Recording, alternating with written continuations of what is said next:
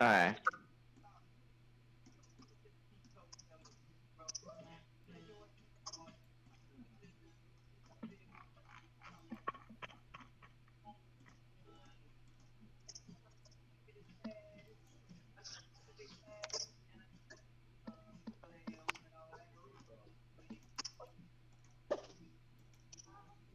Alright.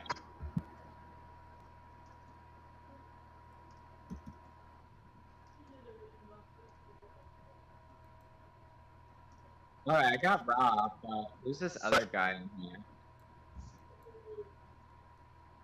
Is it Louis Polzer? I don't know, dude. I don't think it's a good player than I think I'm on playing. I'll put my earbuds in. Your audio is inaudible. I can't hear what you're saying.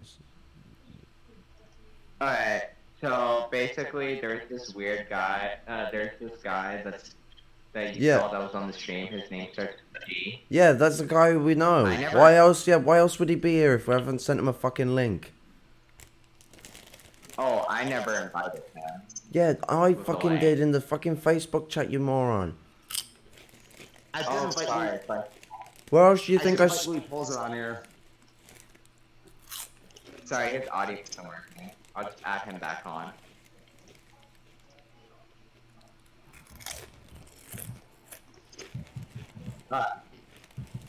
Y'all ready?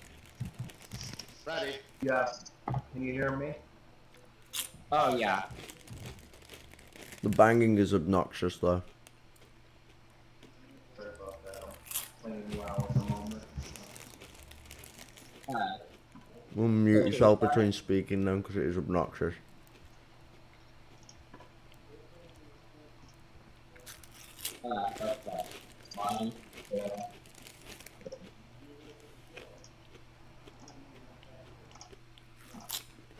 And we are live. Hey guys, welcome back to the channel. I'm here with you guys want to introduce yourself? Right now. Who, me? Do all y'all want to introduce yourself? Oh, yeah. Yeah, I don't use my own name on here, and I turn my face up. I'm not some dots like fascists, but, I was a brother, best friend, and comrade and roommate with Shäm and Isabel, who were doing this tribute for.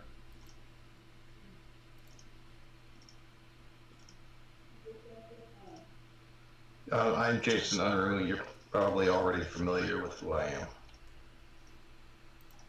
Oh, Mike.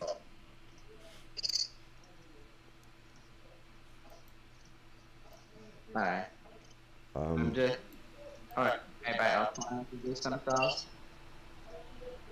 I am Kendros. I am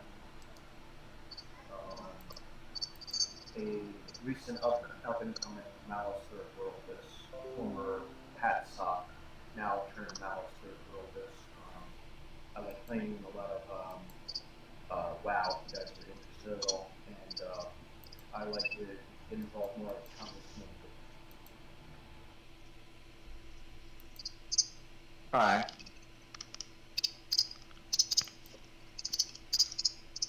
Rob T. Rich, want to introduce yourself? I'm Rob. I'm a Maoist. I'm tuning in from work, so I can only listen in. I'm here to support. Alright. We also have another guest that's on here, but I can't add him because for some reason StreamYard says I can only allow like 6 people in. This is why I said I was going to do it on OBS, on a call. Is their name Louis Polzer? I can exit out. I can exit out since I can't participate. Alright. If you want to give like some words that you want to give before you go, do you want to give them now? I only like to say that any fallen comrade, I think that it's important that we show tribute, and it's important. And Alright. I just want to show support any way that I Alright. The audio quality on here is fucking abysmal. Yeah, I know. Someone is constantly echoing and they need to turn their sensitivity down. I imagine it's Lumpen Celt because this was always the problem last time. Alright. This is Louis Colby and Pixie. They're personal friends of Sam's and mine. How are you doing? I'm trying to figure out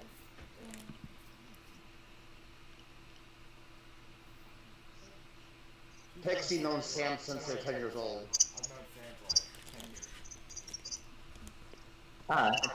Alright. Falcone, you do know you can balance everyone's audio with the right click. I'm trying to figure out how to. We've never been on this kind of thing, so I don't know how to. Okay, I got echo and on. And yours is louder than it should be anyway, Falcone. Voodoo's needs to be turned up. Lumpen Celts always ends up being too high as well. Yeah. Oh wait, I can't fix it. Audio. I can fix Voodoo Firefly's audio. I fixed that. Yeah, I've never been on this kind of thing. It's fine. I can't fix, No, but it's your audio that needs fixing. Yeah, let me fix my audio. Well, you still can. You can just turn it down. Someone is constantly making an echoing noise, and it's screeching my ears out, and it's pissing me off. So everyone process eliminating. Is it possible to push to talk? I can't do push. Yeah, I turned mine down. Alright, let me fix yours. Alright, I fixed it. Yeah, I haven't. I can still hear a fucking screeching sound. Yeah, here too. Yeah, because it's your audio, Falcone. Yep, there we go. It's stopped now because you muted yourself. So it's. Is that better? It's not it's Falcone's audio because she's fucking got a sensitivity too high. Yeah, that'll happen. Is my audio working now? Yes, that's better. I can't stand loud screeching noises. I know, I can't do Alright. So hi, I'm Pixie. I've known Sam for like 20 years. Fucking, that's a lot of years to know someone. Yeah. I'm only 23. Real.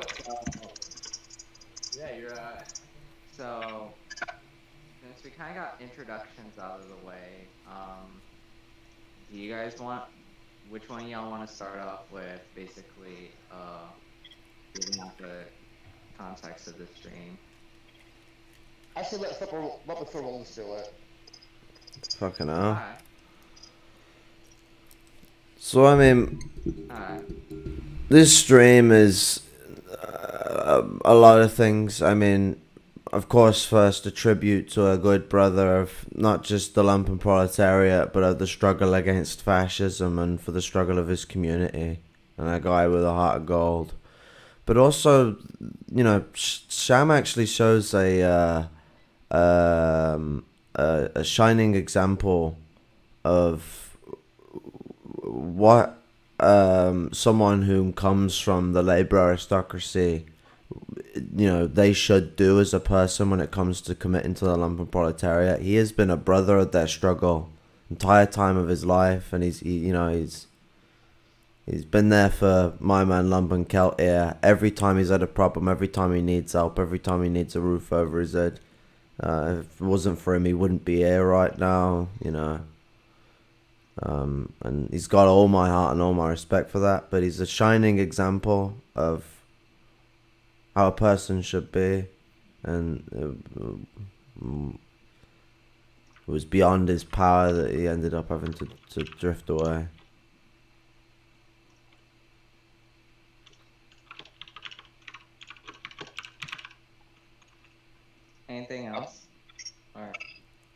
on kicking the thing off. I mean, it's now like I feel what's it.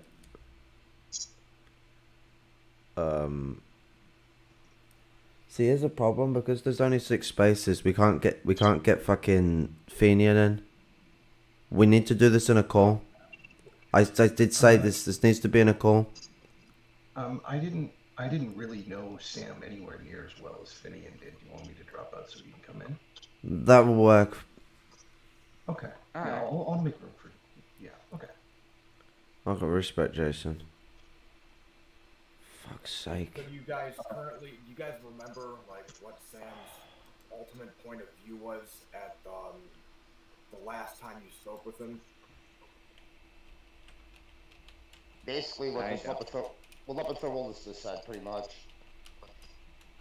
So that was like how he embodied what it is. And yeah, he did the right thing. He looked out for everybody, including himself. He went and contributed, and he also had the ability to give more of himself, and then he had the intelligence and the intellect to care not only about, everybody, but about the future as well. I mean, I guess I'll jump in here and there with it, but I don't know. No one was saying anything. It reminds me of a principle that I always held to myself, and like when I sort of, when I heard about him passing away, it really hit hard because I didn't know him for too long, but he left a real big imprint on me that goes long ways, and this he's an empathic guy. He's a very empathic guy. He's been the woes and emotions of the people around him, and he's one of them people who will put everyone before himself. And anyone who's like that, they've got all my respect in the world because it's a principle I hold truly to my heart and have a lot of respect for.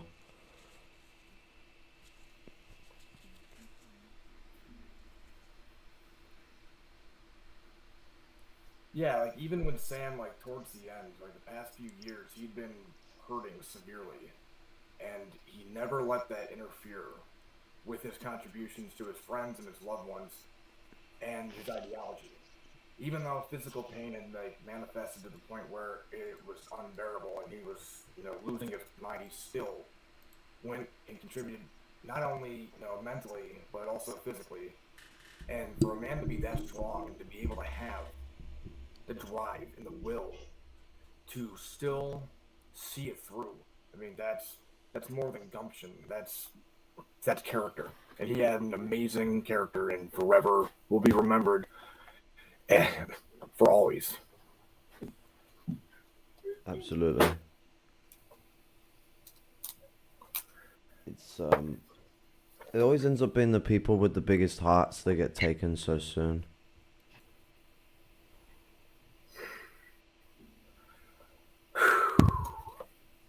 That was beautiful, though. That was Lou. That was beautiful. I agree. Oh, I have more if you guys want. Absolutely. It's okay. Fire away. It's okay. Fire away, Lou, he said, if you want to. Okay. I mean, yeah, like, we're at the funeral, what I had done is I had taken like the ideology kind of that he was into because I had spoken with him and Rob a few times, and we had Don't use my real name. Don't use my real name. Just say Lumpen. Okay, I mean, I was gonna say like whatever words. Sorry. Security reasons. If I use my real name for. Oh, okay. Well, I mean, words. Anyways, so I had been, up to date on whatever. And anyways, someone else talk for a second, please. Like, that just threw me out. I can You said something. Alright, so I'm sorry. This is just really hard on me, and I still am trying to accept it. But I do have Rob. Lumpen. I just did the same thing. It's cool. Right. I mean, I'm so sorry, people. This is okay. a It's okay. professional It's okay. organization. It's okay. I'm not tripping on it. I'm not tripping on it. It's okay. Right. I mean, yeah. I mean, well, then the contribution in which, I mean, so how are these things usually organized and held, and what's the proceeding?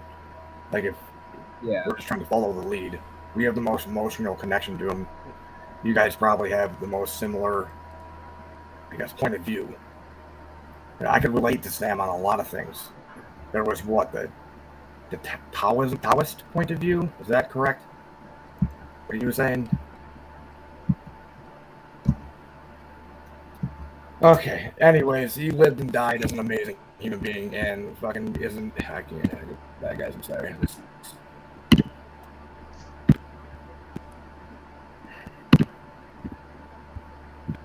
You're right, Lou. No, I mean it's like I will. You guys have to start the lead. You can't expect me to start the lead. Like, are we just? What are we get? Are we gonna talk about how his points of views had currently affected his contribution? Not only just this. Like, if we're gonna be specific within the organization, yeah. I mean, like, I'd prefer that one of the members take lead. I'm here as a guest. I have no right to be speaking as much as I am. I'm speaking out of turn, and I feel rude. And I'm sorry. No, Lou, you have a voice. My friend. I'm speaking from the heart. You're speaking from the heart, and that's what we need. Like, Yeah. You let passion take you, and it sets you free. Do you guys want me to speak as somebody who didn't really know Sam that much? I mean, I know he. I don't know. He wasn't part of like the Facebook group at all. I don't think, was he? Yeah, he was. He was. He was? Okay. Maybe I just didn't see him there. But I do remember that name all too well. And when I heard he died, I was also shocked as well. Somebody I would say who was really close to me died recently. Who was also a friend. I wouldn't say necessarily like a political cadre, but a friend at my job. Was one of my former coworkers, and I just happened to find out he died. And do you know how? I was going through the newspaper one day. It was the middle of the night, and I just decided to skim through the newspaper, and I go to the obituaries, and I see one of my former coworkers, one of my former friends, he had just died of cancer. Christ. I mean, if I had not seen that, I would not have known that he would have died. But, you know, the thing is though, I just saw him a week ago, prior to that. So he just died 1 week after that whole thing. After I saw that. After I saw him, because he always loved to come in and get the milk and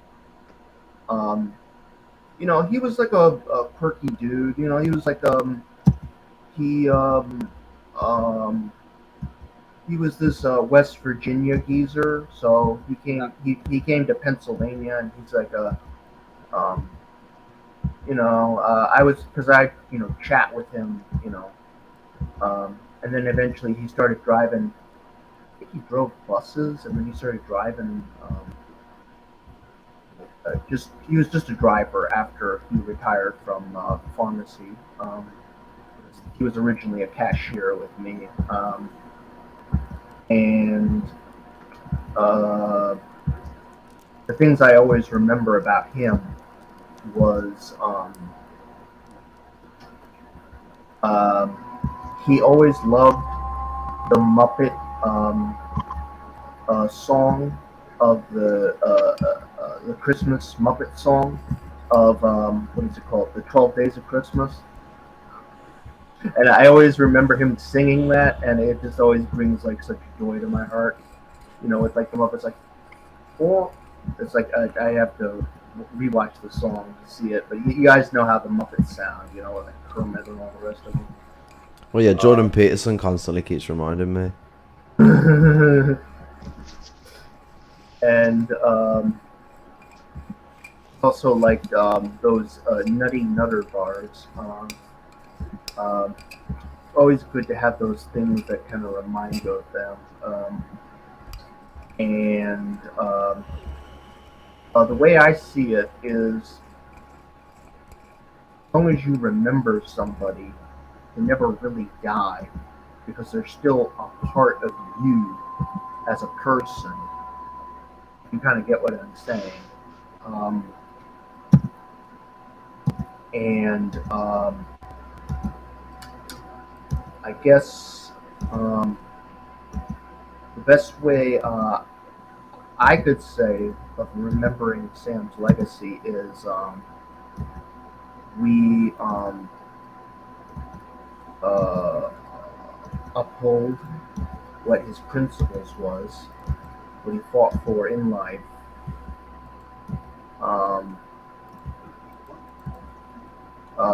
I don't know if he has any writing or if he wrote any books or anything or any kind of like, like any kind of like written kind of stuff that he went published or anything like that. I think if he did, it would be a good idea to kind of like publish that for everybody. And one thing I found that helped cheer me up, because my Jack Russell Terrier in 2020, unfortunately, we had to put her down at the age of 14 because she got a blood clot to the brain, and it was pretty painful for me. I was not happy at all, and the best way to cheer me up was they cremated her, and we have this nice little. It's like a little container that has like a gold tinted like thing with her name on it, and we just keep it around the house next to a picture of her. So I always find those things that cheer me up.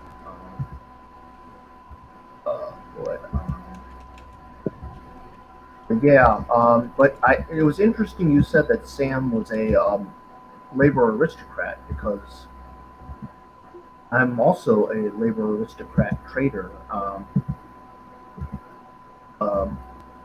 I come from the labor aristocracy myself. I am not, what would you say, from a poor or lumpen background.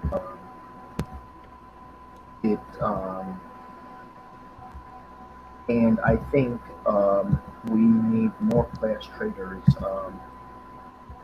and empathize with, not empathize, but you know what I mean. Understand the struggle of the lumpen and third world liberation around the world. Because trust me, it took me a while to like really get to the point where I am. I mean, I only started calling myself a communist in like 2016, so this has been a step for me. So yeah, guys, I don't really know much more to add there. You guys want to? I'll just pass it to somebody. Wasn't that funny for me anyway? Alright. So Sam was willing to do for people. He was willing to shed skin off back to provide for the people around him. You know, those that are in struggle. He committed himself and put the struggles of the lumpen on his head and shoulders, or struggling in agony with his own troubles and problems. The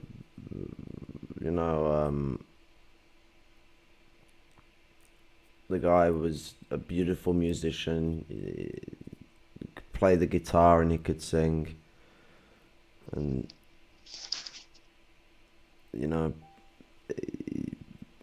his passion for humanity was absolutely absolutely glorious, and it's always these people who have an absolute love for humanity and for the process of struggle. And as Lou was saying before he disappeared, you know, he wasn't just someone who thought about now. He was a guy who was like 7 steps ahead. He had all these plans of what he wanted to do and how he wanted to solve the problems around him. We both had plans. He was a communist, you know, through and through, and a pure example of what a labor aristocrat allied to the lumpen proletariat is, shining in gold. Yeah, we both had plans, me and him. Yeah, absolutely. We're going to do we were going to try to start a serve the people type program out here. A couple other things, but I can't really say if you know what I mean. But we had plans. Definitely some direct action, mutual aid plans. And you still do. And you still do. And you still do. I'd say just because he's dead, you continue that. Oh yeah, absolutely. I mean, just like when MLK was shot, they continued the what was it? Was it the you guys know, was it the Poor People's Campaign? I think it was. Yeah, he continued his wife continued the Poor People's Campaign in I think it was Washington D.C. And there was also the union strike in Memphis that they continued even after his death. Well, Lou's the one that introduced me and Sam together, because me and Lou are both mutual friends of Sam, and Lou's a great guy. He's not political like we are. I mean, he has his opinions and viewpoints. He's just not political like we are. Really good friend of mine, though, Lou. And Lou thought to himself, I got to introduce you to meet each other. So he introduced me and Sam the one night, sitting in his vehicle in the parking lot for like 5 hours. They're getting drunk. I'm getting stoned. I don't drink. And me and Sam hit it off automatically because Lou knew that, you know, these two were so political, they're going to hit it off. So Lou introduced us to each other. And by the way, Lou and Pixie left, nothing personal. It's too intense for Pixie right now. Because Pixie knew him since they were 10 years old. And Pixie's having a hard time with this. She really is. Yeah, no, I completely understand. Like, I've got all love and respect for him. No disrespect. Yeah. But, yeah. Yeah, there was nothing against any of us. It's just, it's hard for them to deal with. No, and, I completely understand. It's a hard thing to deal with. Pixie's like a little sister to me. That's like my little sister. You know what I'm saying? Yeah, I get you. They're good people. No, I got a lot of love for both of them. Lou was speaking like absolute fucking true shit from the heart, and you know, it's definitely not scripted. Yeah, like me, Lou's a very passionate person like I am.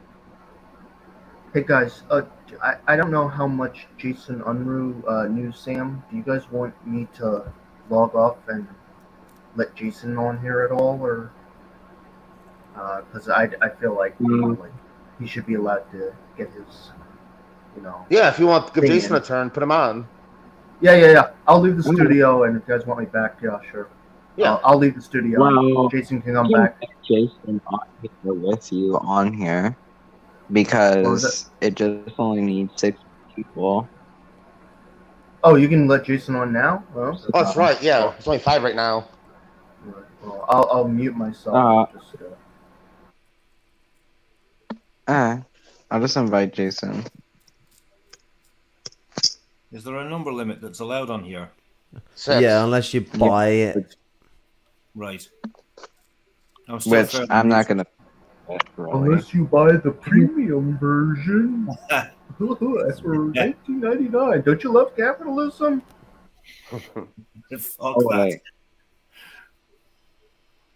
I'm gonna add a Bad R Boy here for 10 minutes. So here comes our favorite Arab comrade. Good evening. Good evening. Good evening. Bing bong. That's the doorbell that you rang to get in. There is a doorbell now. We've introduced the MRN. We're really upping the quality. Sorry. It's good to keep high such dark moments. Yeah, You get used to I it when did you're not- fucking unable to move properly. I just want to start by saying I did not know about, the comrade you guys lost, and I don't think I have a right to speak right now. But for just about 5 minutes, I want to lay a Okay. little wisdom that we got from over here in the East. As long as someone lives in our hearts and minds, as long as their good actions still resonate within us, as long as people are still thankful and are still remembering a great comrade, according to you, I did not know the guy myself, so and as long as these people are still alive in our heart and soul, their legacy continues. They are never dead, and they never die. They are living. Absolutely. It's the same concept as martyrdom. For the people who die horribly by war, by murder, starvation, siege, aggression, occupation, and invasion, they are martyrs, and martyrs are alive up there in heaven. They're immortal. They're in heaven, they're They're in our immortal. hearts, they're They're the immortal. soul of the earth. And they'll always be alive. If it's not in this world, if it's not in this physical life, in this meaningless physical life, then in the eternal afterlife. If you believe in it, it's up to you. If you don't, well, it's up to you. Just wanted to say these couple of words. Comrades never die as long as their legacy continues. It's just like May he struggle. rest in Struggle never peace. dies, it only ever has setbacks. May he rest in peace. Stay strong. Thank you, comrade. That was beautiful. Red salute to that, brother. That was beautiful. Red salute. That was beautiful. Oh. BRB pretty much said the same Alright, thing I I'm did. just gonna add Jason on.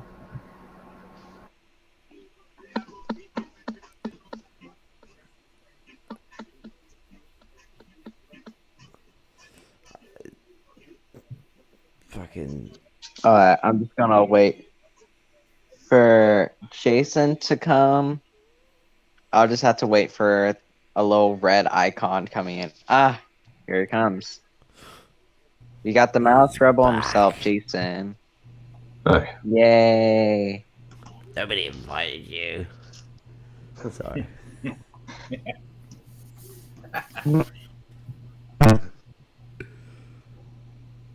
I mean, That brought tears in my eyes. That brought tears in my eyes with BRB said. That really brought tears in my eyes. absolutely hit me like a brick. But it brought tears to my eyes and a smile to my face all at the same time. Yeah. Not gonna lie. It kind of hit it really hit home, not gonna lie. I would like to say this, that I know that I never met Steve, but from what Kelt told me, Lumpen-Kelt told me, is that basically he learned a lot of things from my channel and respected me a lot. Oh yeah. And basically learning that I kind of influenced him was kind of the crazy thing. And I didn't know about this until like 2 days later when Stone informed me of this, because I was dealing with stomach pains at that time. But it's like kind of crazy and also like sad that even someone who was a viewer, of a listener of my content, basically passed away and was basically a friend and comrade to many of my friends and comrades here, which is kind of the sad thing that he had to die so soon. He leaves a quick impression on you. He's a guy who really shows his heart for things, and I mean, it's very dialectical in an interaction with him. Like, he's either, even if he's agreeing with you, he's gonna still break it down and have questions and answers and in-betweens, and it's brilliant. I love it because every conversation is a multifaceted unit of where you're gonna go next, because every question has another topic, and every topic has another set of answers, another set of questions, and he is, just like any of us here, is intrigued with figuring out those answers, and we'll try and get through all of it. You never will, but it's that's the beauty. There's always more to come through next time, and conversations are always a multifaceted mess. I mean, it can get really overwhelming in that chat sometimes for the way that we can go about it. But it, you know, it's got an empty gap in its process now. You know, there's not there's a missing voice from those discussions, a missing voice that asked all the right questions. It really, really does blow at you. It really fucking kicks you in the sides. It punches you in the gut. It breaks your heart. Yeah, I can say the same. I didn't meet Sam in person, but I spoke to him a lot online and got quite close to him. And I could basically say what you just said. It was a nasty, nasty blow. I mean, I'm a little bit lost for words, which is unusual for me because I never shut the fuck up. Like, but yeah, it was like there was a couple of disasters that was going on with me at that time. Anyway, when a cousin died, and a friend of mine had a fall. He's recovering from that, thankfully, but then Sam disappeared, and it was a hell of a blow when I found out what had happened. He was a good lad. I'll be honest, I still haven't come to terms that he's gone. I still haven't fully accepted it yet. It's still like surreal to me, like a nightmare. Damn. Yeah. Maybe I'll wake up from and he'll be here. You know what I'm saying? Yeah. Yeah. No, totally. And other times I feel like it should have been me that passed, not him. Yeah. Like he had more to offer the world than I do. Like, I'm just Rob. I'm nothing special. And I feel like it should have been me, not him. Like, his loss is more loss to the world than if it would have been me passing. It's hard to explain. No line. The other thing as well is, like, sometimes I feel like this, that literally, like, in an alternate reality, I wouldn't have existed here, and basically, like, I wouldn't be like the one, basically living here, and still be able to kind of like speak my mind about these things, and offer the world my opinion and my voice. And I felt like sometimes I feel like this, that there's like people who are actually like better than me or had more to offer, and basically deserve to be here than actually I should. So sometimes I feel like they should just take my place. It's a bad thought to have on both sides of the tree. I mean, at the end of the day, every person is a person who can contribute to others, and fucking anyone who's ever been in the struggle has always contributed to some other person in some way, shape, or form, because we'll always help each other out. But you know, when it comes to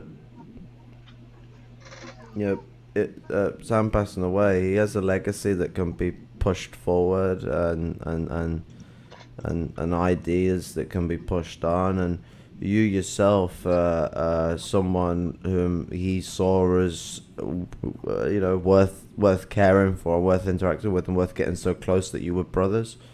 So that passion is in you. You're as worthy of a person in his eyes to him. So I can't see why you shouldn't be worthy to him in anyone else's eyes as anyone else. I'm gonna say right now, like, he had a lot of love and respect for MRN, for Falcone General, Jason, Lumpen-Maoist, all of you. He really learned a lot from all of you. He told me that, like, especially Jason. Jason taught him a lot. He really did learn a lot from Jason. And Neil, he had a lot of love for you. I mean, sorry, Red Fadian Punk, he had a lot of love for you also. You know that, right? Yeah, it's the feeling was mutual. Totally. He wanted to come over when we had an apartment together. He wanted to come over and stay with us for a bit. Yeah, I mean, we were going to do with our band and his band. We were sort of talking about doing gigs. I mean, we couldn't afford the flights over there, but that was it was like, if we can amass enough money and get passports sorted out, we'll do that. You know, be like a bunch of communist punk rockers and stuff, and it would have been great because too many wannabe hippies in the punk scene. It's the actual childhood dream when you go into wanting to be a musician actually coming into fruition. It's that one in a lifetime thing that happens. Yeah, but it'll always live on in our hearts. But our boy was absolutely spot on with that. Yeah, that was beautiful. What he said. That was very beautiful. No. I mean, it's like it's a weird oddity of the modern age. You can become very close friends with someone. I consider you a lot on here. I mean, I've not met you before, Falcon General. It's nice to meet you finally. I'm not, and I know Jason. I know you, Third Worldist, and I know, Maoist Skinhead. I'm good mates with you as well, and I was good mates with Sam. Even though I've never met any of you. That's a weird peculiarity of the modern age. So, Well, we're kids back in the 80s. There's possible chances we've passed each other before. We probably did. Yes. We did once live in the same vicinity. I might have been a young lad at the time, but most likely, yeah. Probably walking around either with me old man or something. But there's a possible chance that we've been at least somewhere on the same street.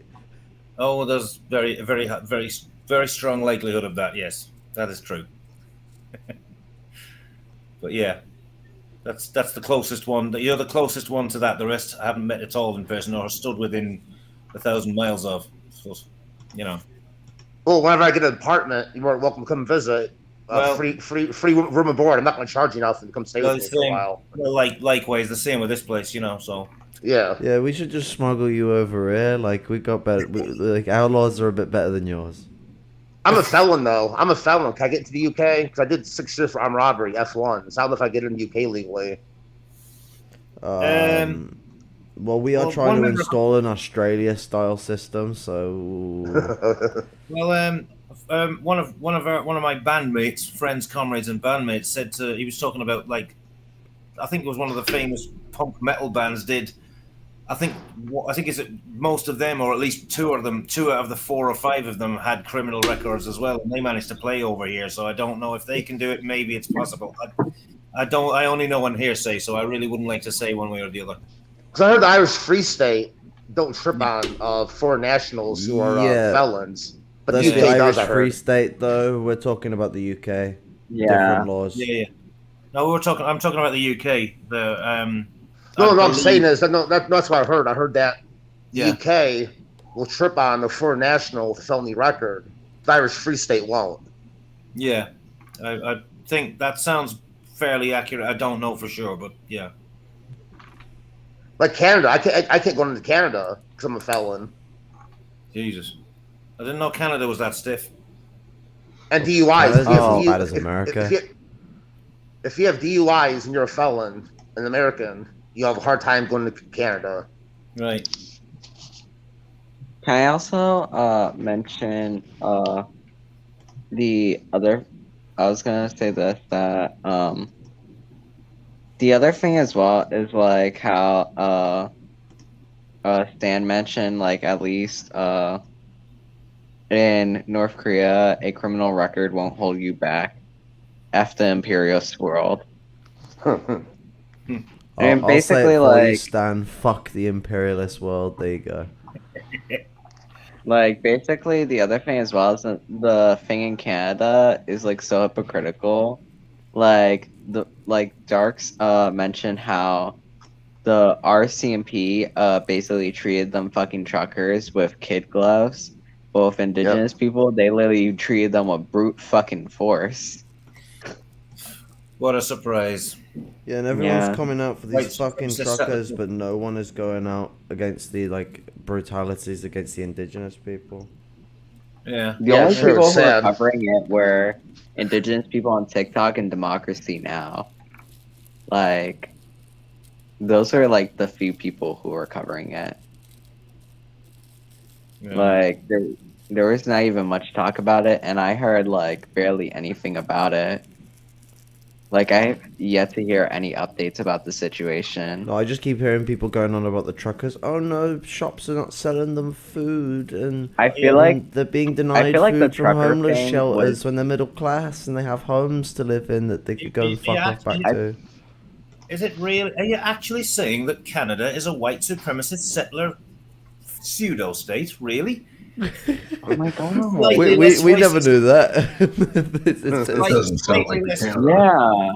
Yeah, it's so not Says racist. the Englishman and the Really? Irishman, two primary settlers of fucking Canada. For like example, in it's like we're slightly less racist than the United States, so that makes it okay. Like, I mean, the British do that as well. It's the, oh, well, we're not as extreme and blatant about it as the US, so we're all right, you know. I mean, to be honest, Canada is literally under the crown, so it is just Britain. Let's be real. Like drop the guard. This isn't me trying to be a British chauvinist. It's just like Britain needs to stop pretending that it's just the little island nation. 16 nations are directly head of stated by the Queen. Yeah. Yeah. Oh, can I also mention here that Lily, like, the other thing is this, like, Canada can't be racist. Why? If Canada wasn't racist, then why is Justin Trudeau wearing blackface? Well, come on, man. We got Justin Trudeau wearing blackface 3 times in a row. Wait, there's 3 different occasions of it. I thought there was just the one time. Doing cultural appropriation. We got Justin Trudeau claiming he cares about reconciliation with indigenous people he genocides. See, guys, he appointed someone who is Inuit to become governor fucking general of all fucking things. That says fuck off. To be literally the Queen's fucking handmaiden, my goodness. Yeah, like I remember, I was seeing some indigenous people being dumb about this. Like, guys, a new governor general is picked, and she's indigenous. Ooh, wow. That's fuck off. That's literally like fuck off. That's well, it's like when the Irish Republic was founded. I didn't realize until recently. It was a good friend, and shout out to Marxist Paul for saying just how much Dublin Castle, I think, is rented out by the British state to the Irish Free State, so-called Republic. And it's the same sort of thing as what you're talking about, Falcone. It's like, oh, like look at me, 70% of the industry is owned by the British as well. Yeah, it's like, well, we're Irish landlords, so it's good, and it's we've got an Irish far right now who's spitting abuse at immigrants and saying this is Ireland. I say, okay, on Will Gaelga agat, and they go, but what? Remember the old Irish saying, an English boss is a bastard, an Irish one even worse. That's the old Irish saying. I know the types. I've seen them. Absolute bastards. Yeah. Yeah, and Sam stood firmly on indigenous issues. Yeah, he did. Led back decolonialization firmly, and with Ireland also. Yeah. And he couldn't stand Caleb Maupin. He couldn't stand Caleb. He could not stand Caleb. Oh, sorry, I just got called. I hate Caleb. I got some spit. What's that? I hate Caleb so much. Did you hear that Caleb said shit like this? So remember you told me what Caleb said? Oh, so do you want to do this, Lumpen-Kel, or should I do this? You do. I'll let you do it. Okay, so Caleb Maupin. Oh my goodness. Fucking. Shäm must be screwing in heaven. Like, he must be fucking absolutely screaming his tits off because I was. He diminished the Irish struggle into a religious conflict. Did he really? Oh, it was never just a religious conflict. It was always socioeconomic in its process. Literally, the first time they took it, they turned it into a encircled slave state where they fucking worked them on farms to fucking produce food, and all the Irish people had was the shit we didn't want. Caleb's done that now as well, has he? Because I think Galloway's given up on... Because Galloway, should I say Galloway, because he is a fucking gal. Don't even get me started on George. Fucking... fucking gal. To use the finest Limerick slang term, the man's a fucking goal, as my friends in Limerick would say. He was there, commemorating the Bloody Sunday massacre, the Ballymurphy massacre, which was much less well known. And now he's snuggling up to like loyalists, right-wing British nationalists, and he's when somebody said something about the Republican armed struggle, he goes, "No, I don't approve of violence. That's not what. No," and he starts shuffling in his chair on his live stream. Murphy, but I mean, so Bloody Sunday was protesters that were innocent people who weren't even armed. But even if he's to try and argue what British people have argued, where they were IRA soldiers, rah, rah, rah, rah. Bal Murphy, literally women and children. Are we really gonna have to like explain to him how killing innocent women and children on the streets is wrong? Dragging women's sons out and beating them in the street with fucking batons is wrong. I mean, so I won't. It galls me to give Galloway credit. I mean, my dislike for that fucker outweighs my dislike for Maupin or any of them. I've never really had any run-ins with Maupin, but I've seen Galloway coming out with the most utterly reaction. But Maupin just sits back and lets them get on with it. He doesn't actually say it himself, whereas Galloway, I suppose you could say, is more honest in that sense. But he went from full-on, like, he used to have this TV show on RT UK, I think it was, Russia Today, and it was called Sputnik. It's this self-styled left-wing satellite going around the world.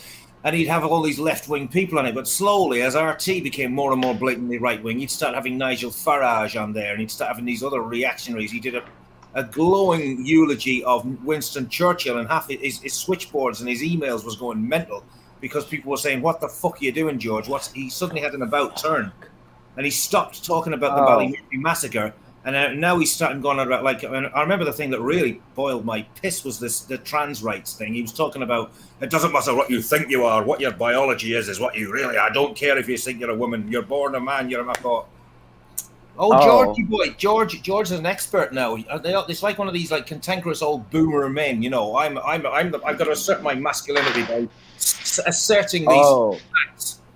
I'm a man, I have to assert my knowledge, and I'm an expert because it's some kind of bullshit macho posture crap, you know what I mean? And I've thought, Galloway, fuck you. Go fuck yourself. I mean, go shias ar fena vasar vrtan, you know. Yeah, I'll say it all in Irish because I don't want to get everything banned. But, can I mention Galloway also doing this? He also founded with his Workers' Party of Britain. Yeah. He founded the Unity for All Party, which is also a unionist party in Scotland that's against Scottish independence. Yeah. And it's funny because if you go back like 10, 15 years, he used to be like, you know, I would support Free Scotland when he was kicked out the Labour Party, and before he started this Communist Party of Great Britain bullshit, because that's what the Workers' Party of Britain is. It was made directly by the Communist Party of Britain, and most of the leadership are Communist Party of British members. Is that Communist Party of Great Britain? ML, yeah. I mean, I don't like using the ML next to it because they don't deserve it, really. No, well, I mean, I just wanted to avoid confusion with the CPB, which is the Communist Party of Britain. Well, I mean, you've also got the CPGB that broke up in '91, but I mean, if they're trying to be like the CPGB from back in your day, they're doing a good job, because do you know what they're being like? They're not being like the Shadow Secretary Committee that was pro-Soviet and was ML. They're being like the Central Committee that was anti-Soviet and anti-ML. And you know what? Like, they literally mirror it. I'm not pro-Khrushchev or anything, and I actually would be more on akin to the Mao criticism of Khrushchev, that he was like the socialist equivalent of a fascist. But but when you focus all your criticism on Khrushchev and then praise China as socialist, Khrushchev's fascist. What the fuck is Xi Jinping? Well, yeah.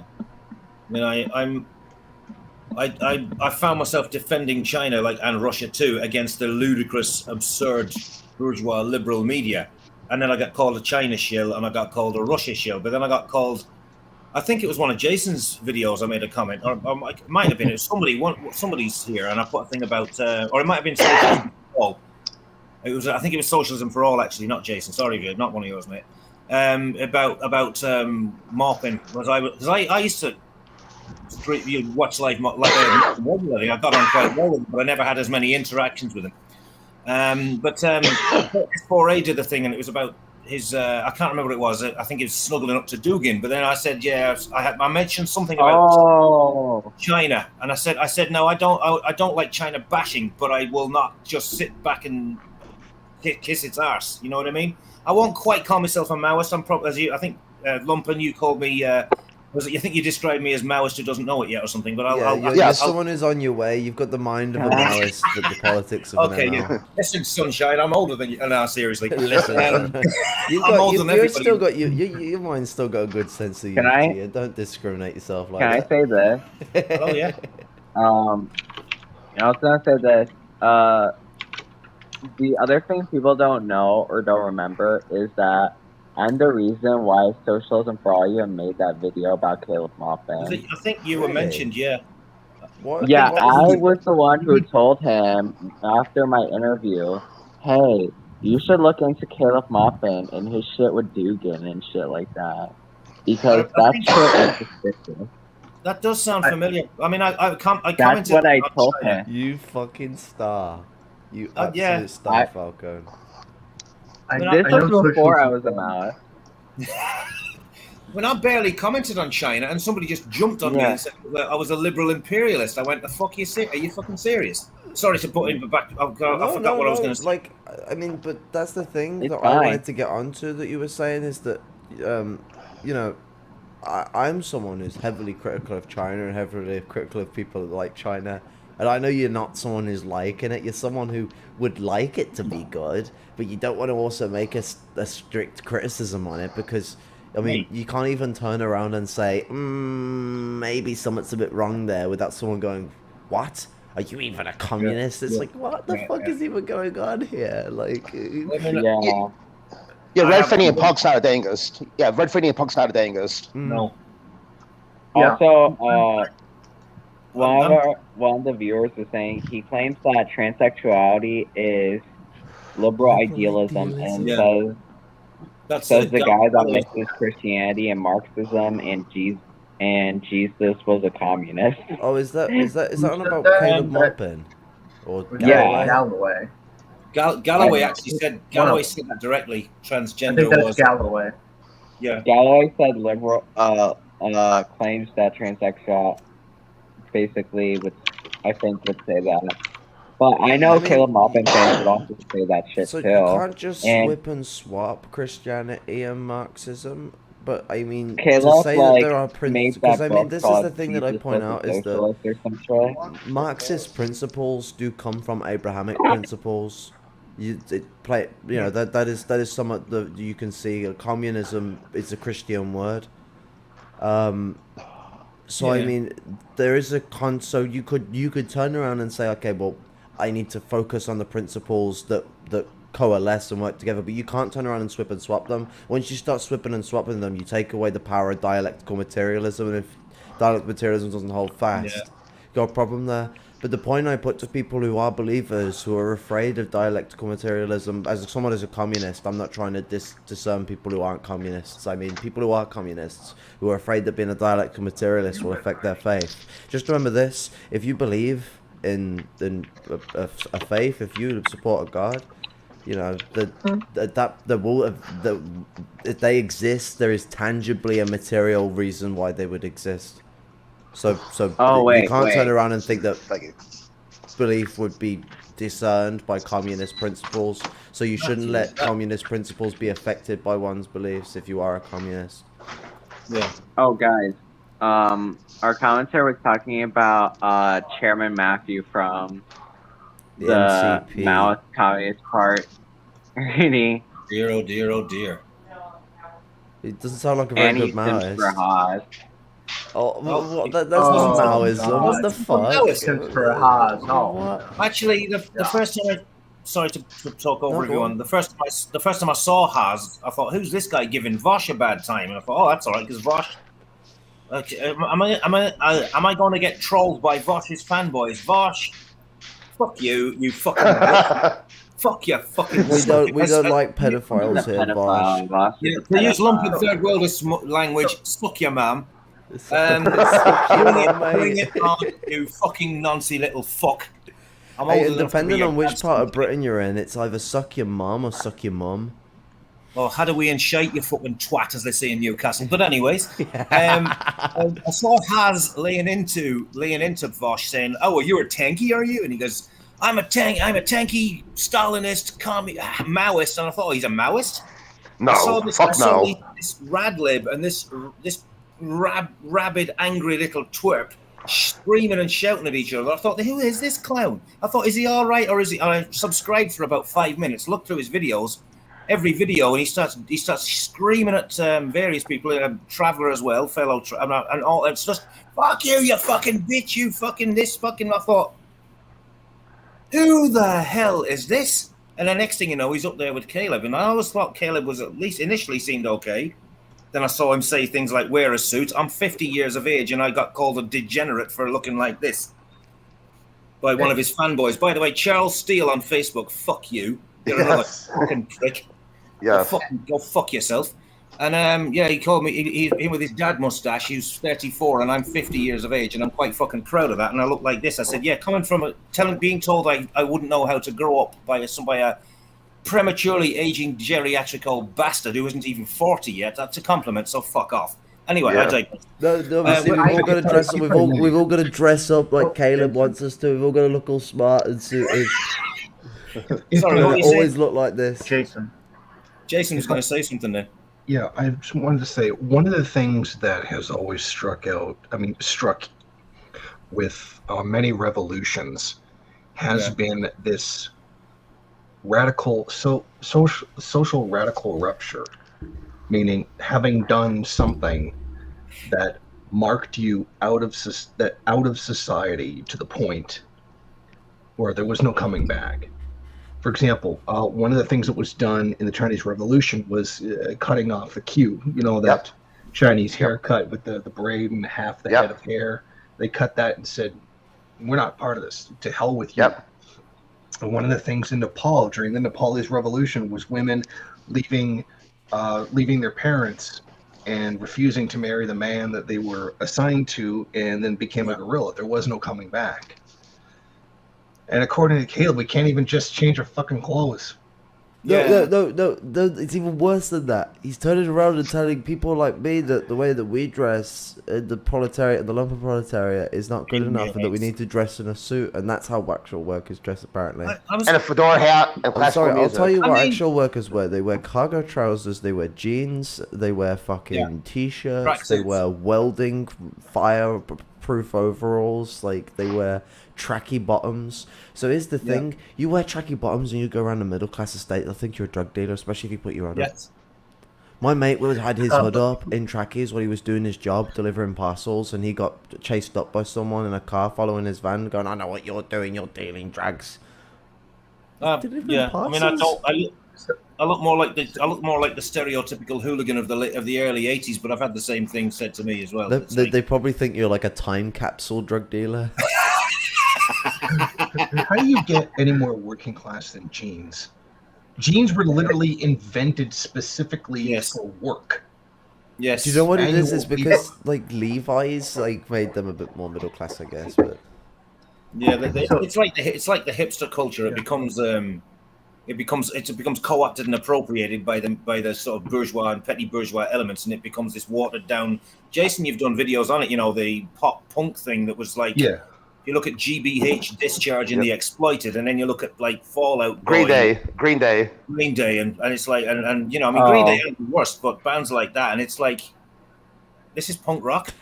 I used to hear people say, I'm into punk rock. I say, oh yeah, like Discharge, The Exploited, the Dead Kennedys. They were like, oh no, you know, Offspring. I said, get out, It's when they try and call like Dead Kennedys hardcore punk, and it's like, no, that's punk rock.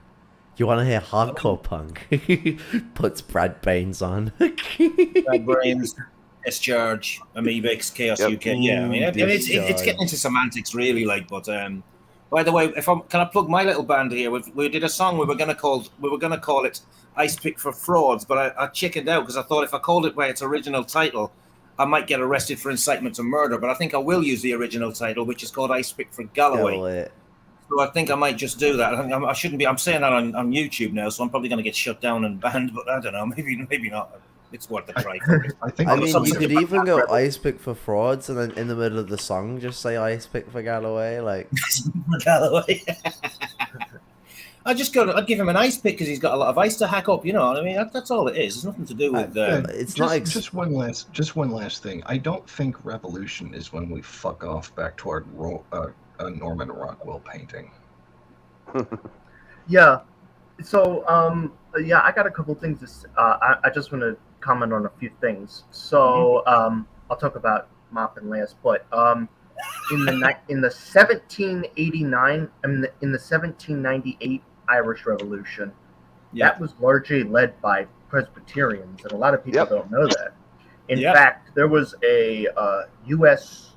Union Army general who was born in Tyrone, Ireland, who was part of a Presbyterian family who fled over here. I think he was involved in the Yeah, but a lot of Second the Irish Battle of families Bull that Run. went over there were little shits because they went and became Englishmen themselves. They were like, oh, how do we deal with the oppression of the Anglo-Saxons? Do we fight back, or do we run away, abandon our people? And because a lot of the first generation of Irish people that went over, most of them were actually quite well off. They're quite wealthy folk. There was the 1800s where you saw poor families running away and they were dying on boats, gripping their children, turning up on Canadian shores. On Gorta Moor, or the so-called potato famine. That was the big one.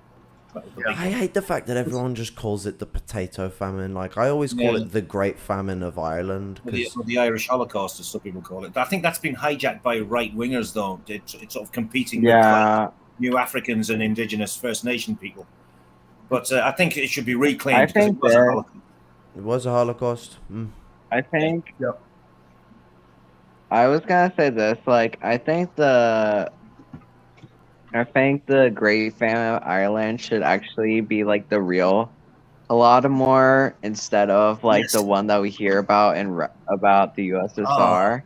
Because what happened in Ireland was the real genocide that was happening instead of the one in Ukraine. Who stuck up for the Irish? The natives and the Syrians.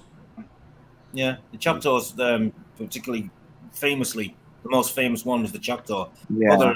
Other First Nation people as well, I think, did. I mean, there's no. There was a gathering of several nations that put together as much funds as they could to send over to Ireland to get them food. This is why I hear like Irish Americans saying, well, we were slaves too. We were slaves too. I say we were indentured servants. They were the ones who were fucking helping the English enslaved people. A lot of them were like the ones who said that. A lot of the Irish Americans were not really Irish anyway. They've got names.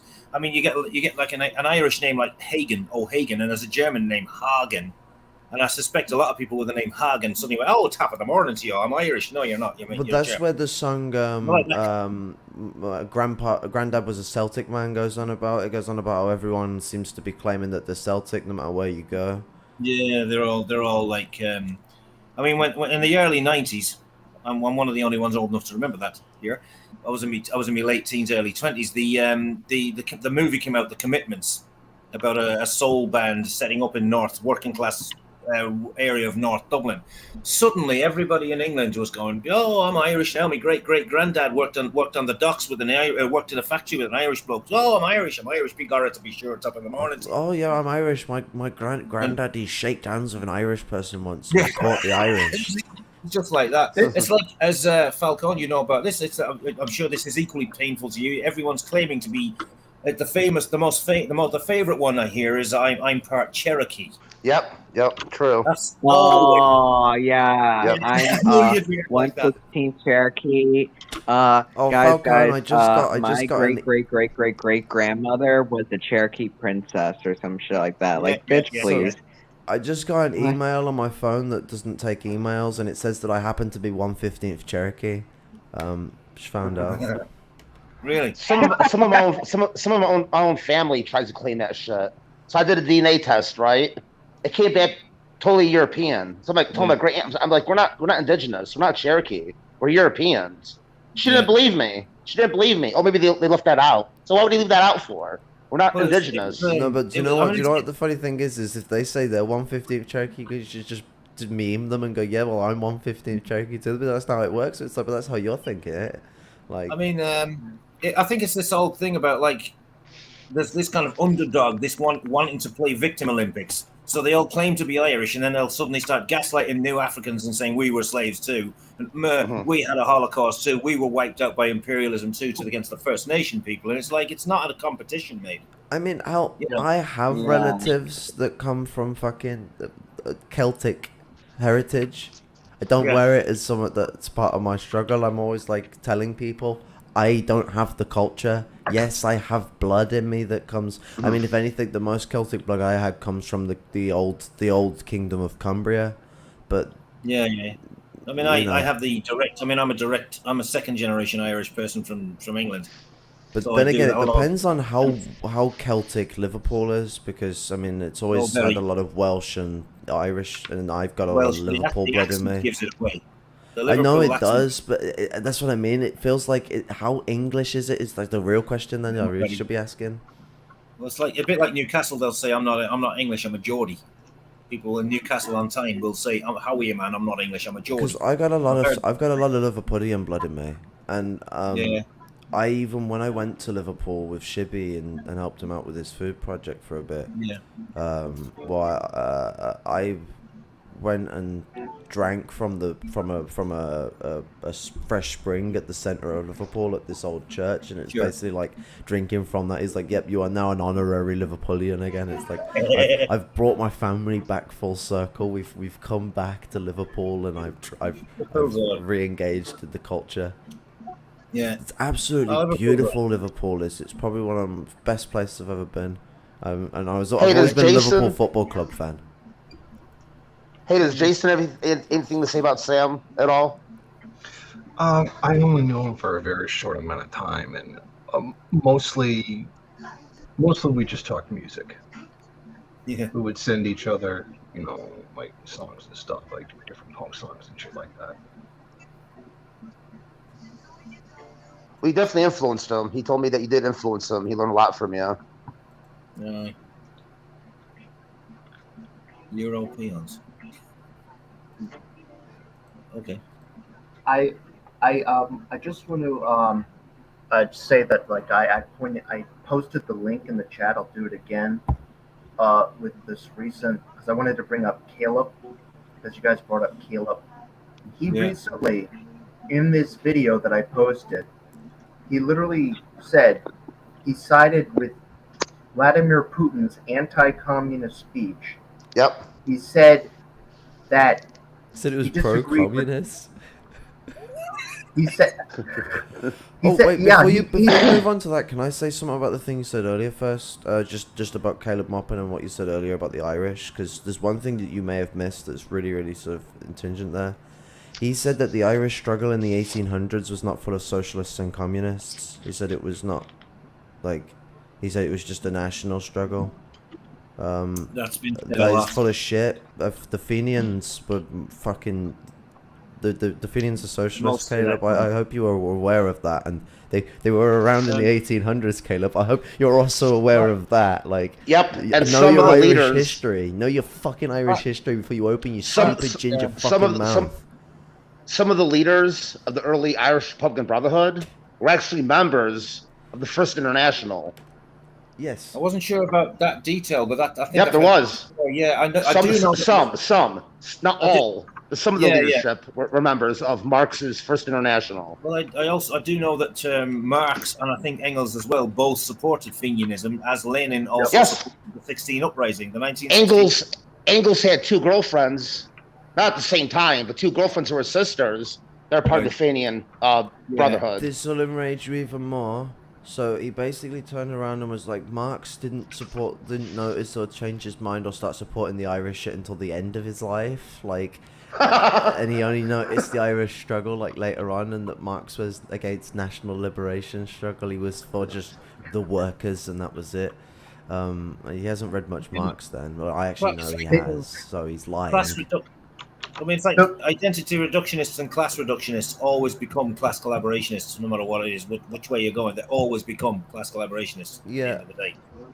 Because I think Black Internationalist has made a good point on ID poll that makes things a bit different in regards to those sort of things, but I call it identitarianism. I think that's what what people call fascism is ID poll. It's identitarianism, and Caleb is an identitarian. And he's not doing working class identitarianism. He's doing labor aristocratic identitarianism, compackaged as proletariat. Well, I mean, like I was Sorry saying, to interrupt you there. Sorry. I was gonna say this. I only have a minute or photo for the stream because my phone's about to die on me. I mean, So, it will still go if you don't press end broadcast, so you can leave and it will still keep streaming. I'm just gonna go then. Alright then, well, I'll catch you And in a let bit. you guys talk. A red salute for Cody General. Red salute. Assalam. La salam. In this video, it was just amazing, just the lies he said. He said that nationalism didn't exist during Marx's time.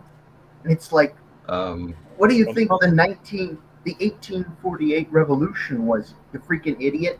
Engels was a second in command of a German revolutionary army. In fact, he got in trouble because he was taking down the German national flags and replacing them with red ones. And they kept saying, "Hey, cut that out, cut that out." It was like hysterical, and it's like so much bullshit. Like apparently, taking down communist statues is apparently anti-Russian. It's like it's anti-Soviet, anti-communist. Yeah. Not anti-Russian. And apparently, Ukraine and Belarus didn't exist as nations prior. Dude, it's to, worse than that though, isn't like, it? Because Soviet what he did Union? is he did the whataboutism about it. He literally told them that they're not nations. And he's like, well, I don't know, I don't live there. And then he kept. I don't know. Yeah. But then he kept pointing in to say that they shouldn't exist anyway. It's like, just say they shouldn't exist if you're gonna say it. Don't be afraid of being clipped. Yeah, I don't know. My knowledge is sketchy, but isn't it all very, very historically nuanced? I mean, a lot of Western Ukraine was influenced by like Polish and Austrian or German imperialism. So yeah, centuries ago now. I'm talking. So my knowledge is a little. So the way that it's broken up is that the East is Russo-Ukrainian Slav. Yes.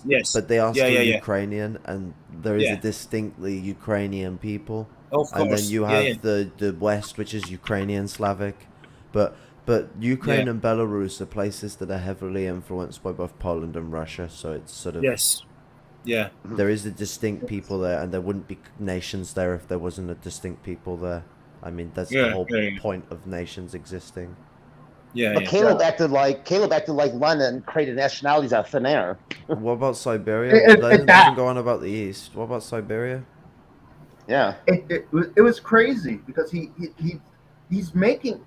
undermining national sovereignty by saying this. He's literally saying First Nation peoples do not have the right for national self-determination. Yeah, using the Putin model. If he's using the Putin model, because Putin himself said that Ukraine isn't a nation, according to him, apparently, and apparently he supports Russian imperialism in Ukraine. Now, I don't support U.S. or NATO imperialism in Ukraine, but I don't support Russian imperialism also in Ukraine. And as revolutionaries, we support defeatism on all sides and turn inner imperialist conflict into revolutionary civil war of the proletariat to overthrow the bourgeoisie. To put my oars worth in, actually, despite having the Yugoslavian flag behind me, I'm not a Titoist, as I'm sure you all know. Yeah, it's covering up an unsightly cardboard box, and it's one of the biggest and one of the bigger flags I had. But anyway, no, he's actually the reincarnation of Tito. That's why he's not a Titoist. He's the man himself. Nisa, Nika. But there's a thing that we like to make fascists say, and that is Achtung Spitfire. You know. But I got into a discussion with a Croatian person yesterday because I was talking about Ukraine in an Irish group, and there's a lot of Irish people who are so head up the arse of the EU, it's cringeworthy that they're saying, it's like Britain invading Ireland when Russia invading Ukraine. I said it's not that simple. Just to oversimplify by comparing one to the other and comparing Hitler and comparing Saddam Hussein or whatever. I said it does remind me of the 30 years ago when the Yugoslavia was torn apart. And a Croat person said, hang on, are you saying that was a bad thing? I said, well, generally, yeah, because we had like oligarch-ridden right-wing, ultra-right-wing nations have replaced a very bad example of it was a revisionist pseudo-socialist state. But I think the problem is that person seemed to think that I was some kind of a shill for Tito, which I amn't at all. And I said, and you're trying to explain it to someone who's basically a capitalist who goes on about freedom. To be fair, the argument was in good faith. It wasn't abusive, and I was perhaps a little bit terse because I was expecting the usual bad faith arguments from capitalists. You know, oh, you're just this. Oh, what about the Holodomor and what about? But they did come up with this stuff like my family fought for our independence. I said, unless I'm mistaken, you're not genetically any different from the Serbs or the Bosniaks. And they said, oh, but we were. It was the Serbian fascists that tried to make us all into the same. And I think it's kind of like Putin did that as well. I mean, so it's it's nuanced. Ukraine is fascist, but it doesn't mean that you just turn around and then take the state. Like, you know, the pleas of it being struggle for liberatorial factors is not the case. Yeah. Russia just wants bigger borders. Well, I mean, Russia is also, correct me if I'm wrong, is also fascist too. I mean, like Putin supports Le Pen. Putin supports. Yes. I think Dugin is actually part of the government, if memory serves correctly. Advisor. Advisor. Jesus Christ. Geopolitical advisor. Look, I got into another argument with a Russian saying, "Oh, but Farage and Tucker Carlson are at least reasonable because they're not hell bent on bombing us." I thought they're not hell bent on bombing you now because they haven't got any power. If they got into power, they'd realize that war is the best business, the best way of diverting attention away from crisis. So they'd start a war like that. They wouldn't think twice about it. So just all this, it's like, I mean, Hitler was saying the same thing. We're building an army for peace. We're building for peace. What did they do? They went straight into Czechoslovakia. They went straight into Poland, and then they went straight into the Soviet Union. Which country do you think was the first country to sign away the partition of Czechoslovakia to Nazi Germany? I forget. Oh, was it? That was Britain. It was, yes. It was Britain. Yeah, Chamberlain. Who was the last country to ever sign a treaty with Nazi Germany before the war? But Stalin signed it with Germany, though. Stalin, where's it? Stalin. I mean, another thing people call it the Stalin-Hitler Pact. Stalin and Hitler never really spoke to each other. No, it was the Non-Aggression Pact signed by Vyacheslav Molotov and that Joachim von Ribbentrop gobshite. Yep. Yeah. It was a Non-Aggression Pact, but when Britain does it, it was okay. You know, when I mean Poland, I think had some treaty, but I'm not sure somebody refused it, or I can't remember the exact details, but. Polish government was just as right-wing as the German one was, except it wasn't literally called a fascist organization that was in charge, but it was effectively the same thing. Finland had a right-wing government, which was allowing Nazi fascist white guards to march down the street, and it was locking up trade union officials, not necessarily raging hardline communists. I'm talking about more liberal and social democrat left-wing activists who were working, campaigning for workers' rights. They were being locked up by the Finnish government. And all we hear about is, but they were forced into an alliance with Nazi Germany. It's like they made the choice. Did they not know fucking Mannerheim was? Did they not know the type of monster Mannerheim was? I mean, no, probably not. I mean, he was a Swedish German, part Russian, I believe, Tsarist. He's a butcherer. He's a butcherer. He was involved with the massacre of communists in the fucking in the original revolution in Finland. Yeah. I want to add this too as well. Kilo Mapple is saying, "Oh no, this is not a Russian invasion. This is the anti-fascist crusade." Okay, if this is anti-fascist crusade, no, I'm saying if this is anti-fascist crusade on Putin's part, why is he not suppressing the fascists in Russia? Why is he not locking up Dugin for? Why is Dugin free to say what he wants to say? Well, this is anti-fascist.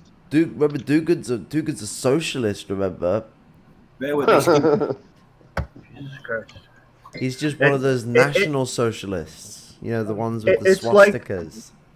It's like saying the United States is anti-Nazi because of Normandy and yes, exactly. They occupied Germany. It's like, do people not know, like, Operation Paperclip? Do people not know about Gladio? Do people not know about... So, do you know the thing about Operation Paperclip? They only think it was the scientists. They don't know it was also military personnel, Gestapo members, SS generals, and like they literally soldiers. The head of West German intelligence.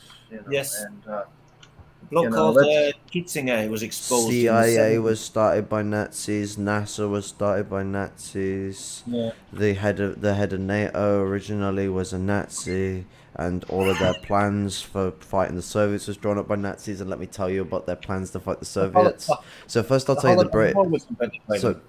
So I'll tell you the Americans, and I'll tell you the British as to what their plans were to fight Nazi Germany and what, to fight the Soviet Union in the Cold War, by these Nazis' plans. So they would blow the bridges, and the Soviets, being primitive people, would just get out of their vehicles and walk if we blew the stuff. Now, mind you, Soviet stuff is all able to either with a snorkel or just go under the water and out the other side, or can quite literally just float. So they were not going to get out of their vehicles. They were going to plow them over. America was going to fight them with trucks and soldiers and a few tanks that would stay back, and they would charge them with soldiers and trucks, and there wasn't enough trucks for all the soldiers, so some of the soldiers were just on foot against BMPs and T-72s. And the British, our plan was to just our plan was to just retreat. The Soviets crossed the Rhine. Our plan was to just retreat. My friend who I was just talking to there, he was telling me about the Warsaw uprising from the AK, the Armia Krajowa, Home Army. They were like crushed, and the Soviet Union stood by and did nothing. My mate Zesty, who's staying with me at the minute, he said this to me recently because he read or saw it somewhere. What is not mentioned by the Western bourgeois historians is that the Red Army was stretched so thin that they had barely any shells left to intervene. Plus, what people don't mention is I understand that the Armia Krajowa, which is a pro-Western Polish uprising, was actually it was affiliated with the Polish government in exile, which is a far-right Polish nationalist organization, not unlike what's in power now. Very, very chauvinist, very racist, very anti-Semitic, but that's utterly neglected to be mentioned at all. They've accused the Armia Ludova, which is the Communist People's Army, of being involved with that. That's another thing that British historians are always banging on about, and they're accusing the Soviet Union of that. And then what you just said. But I mean, the Soviets were supporting the They were supporting the struggle of the Jewish and the communist resistance that formed in Poland. That's not talked about. The Armia Ludova. The Armia Ludova on Wikipedia is stated as informing on collaborating with the Nazis and informing on the Armia Krajowa, the Home Army, which I believe is if there's any truth in that at all, I think what is more likely is a spy from the Abwehr or Gestapo infiltrated the Armia Ludova and did it. Maybe that's possible, but to say the Armia Ludova, the People's Army, did that, well, no, I don't think so. You know what I mean? Yeah, but I mean, it's like, so they can go on about like whatever the Soviet failed in supporting what the Western people wanted them to support, but when the Jewish and the communist resistance formed in Poland, along with the other resistance that formed in Eastern Europe, the Soviet Union was backing them all the way. Yes.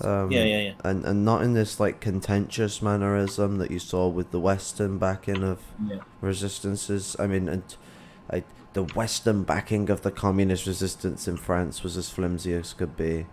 I mean, they kept trying to. So they tried to give as much as they could to their own resistance forces, and even by their own estimates, they were like, "Yeah, our resistance forces are shit. The communists are showing us up." And the communist resistance force was predominantly women in the French communist resistance. And a lot of them were ex-Spanish communist fighters as well.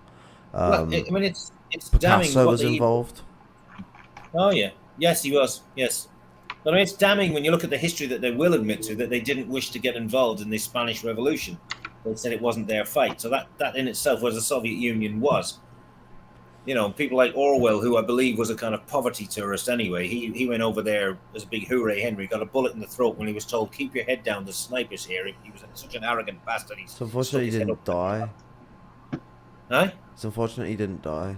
Yes, it is unfortunate. I know it's a very mean and callous thing to say, but fuck him. And but he was considered a hero, whereas the Soviet Union are a bunch of Stalinists who stabbed the CNT-FI in the back. And it's like, no, the CNT-FI got infiltrated by fascists. Not to say the CNT5 were fascist. I think that's unfair and sectarian. But they were, because they were so badly organized, they would have been infiltrated by them, and they were, as with the POON, the Trotskyist organization, you know? But I mean, here's the thing. Gengaris or no, this Caleb has turned around and like trash talked the art that is modern art. oh fuck, abstract art and shit like Yeah. that. But it's like liberal art, but actually the inventor of abstract art, Caleb, was a communist. Picasso. Yeah, it's this. I mean, getting back Yeah. to this thing about. Sorry. I think he incorrectly called Picasso a fascist or something. Caleb. I was like, what? Maybe. I don't know about Like, that, that but is- I know that he called abstract art I know liberal he said- art, like. A lot Yeah, of that's the yeah. it was co-opted It's like- by the CIA, but that doesn't mean it was invented by them. The CIA Yeah. used abstract art to convince the people to attack the Soviet Union. Caleb's right. We've got to throw away all of our beautiful pictures. Yeah. It's like he's and the worst part is like he if he's not a fascist, he certainly is he's certainly doing all the right ticks. Like, for example, he's against abstract art. He listens to classical music every day, apparently. Like, there's nothing wrong with classical music, but why the fuck are you listening to it every day?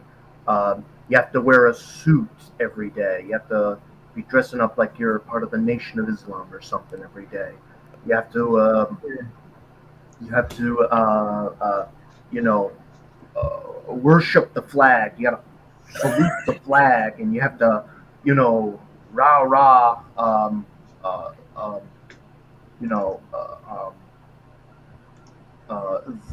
the nation, which apparently means the people, and it's like he's ticking all the right boxes, and he's doing all these things where he's saying all this wild and insane stuff like that. Like he like even in the speech with like Putin, like Putin even said the communists overthrew the Tsar, and it's like, no, that was the February Revolution, and it's just like, how much more evidence do you need that Russia is anti-communist? Like, how much more do I have to keep saying? And it's like Socialism for All was also covering this in his latest stream. I don't know if you guys watched, where he was arguing with the Putinites, saying, well, Russia isn't anti-communist. Putin actually works with the Communist Party. And I'm like, yeah, the Communist Party of the Russian Federation, it's about as communist as Democrats? CPUSA. Well, I mean, yeah, Democrats, basically. The Labour Party in this country, yeah. Oh, yeah. Sinn Féin back home. Yeah. So actually, the successor of the Communist Party of the Soviet Union in Russia is literally like headed and handpicked by like the leading party of Russia. It's a controlled party. There's this thing about the suit thing, which is my first alarm bell, because that was basically it's the right wing who were the long hair is communism and all that. Okay, he basically says that whenever he goes to a communist meeting, yes, I remember and that. all these third world, communists from third world countries, they all apparently all just wear suits, and we all need to dress up like all these African, like wearing all these nice, glorious suits, and you can dress up. Yeah. And apparently, all white people are just dressing up like all these shabby, rabid clothes, and they got this purple hair and tattoos, and you're just looking like a bunch of degenerates. And that's kind of what he's saying, basically. Yes. Like, you're not serious, basically. I mean, yes, I've seen that. I mean, as a friend of mine who grew up in a single-parent family in the northeast of England, of Arabic stock, my friend Ali. He said, yeah, if you go around a council estate in a working class area in any city in the UK, and I think this is the same of projects and trailer parks and the like in the United States, if you go around dressed up in a suit, You get battered. Well, you're either beaten up because you think you're a rich bastard who's trying to rob them. They think you're a salesman. They think you're some corrupt politician who only turns up to manipulate them to vote for James you. Bond's actually real. Let's rob his BMW or whatever the fuck he drives.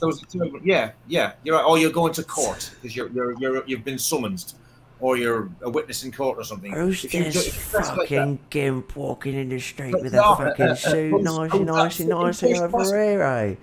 No, man, who's that fucking posh bastard, man? You better let's fucking nick his wallet, man. That's stereotyping Geordie working class people, but there is always one that will. But I mean, you know, it doesn't. Yeah, man, who's that fancy bastard? How does the song? You know, the song it goes. We're all off to Dublin in the green, Caleb. It doesn't go. We're all off to Dublin in the suits. They're not wearing top hats, feeling high. They're wearing helmets in the sky. Another thing he said, somebody mentioned the Socialist Rifle Club or Socialist Rifle Association or something like that. And he said, oh, well, whatever it is, keep that well away from me. I don't want any of that. I thought, what is wrong with you?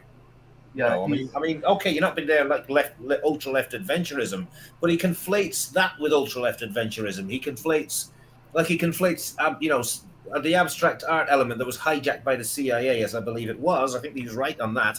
But he conflates that with all abstract art. He does that a lot. I've noticed he's very good for certain historical fact. And I will put my hand up and say I've learned a lot of stuff from what he said from his live streams. There's a lot of stuff there, but some of it I think that's a bit glossed over. Stuff that I already knew. I went, hang on a minute, that's very kind of glossed and conflated. It's how fascists do it. They tell enough truth so that they can slip their lies in, so that your mind will accept it as just truth because you're used to hearing truth. Yeah. And I agree, Finian. Caleb does tell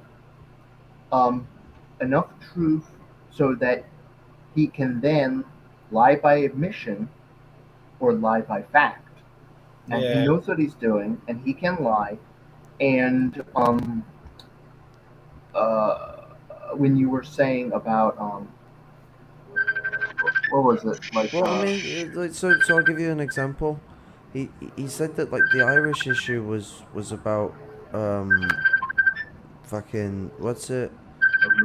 That they were being hung in the UK for being Roman Catholic, and I was like, there were Roman Catholic people in the UK at the time. You fucking gimp. Yeah, it's like, what the hell? Does he have any clue of? Does he not understand that people in Britain are still killed for being Irish? Does that gloss over his head? Or that African people are still killed here for being African? Yeah.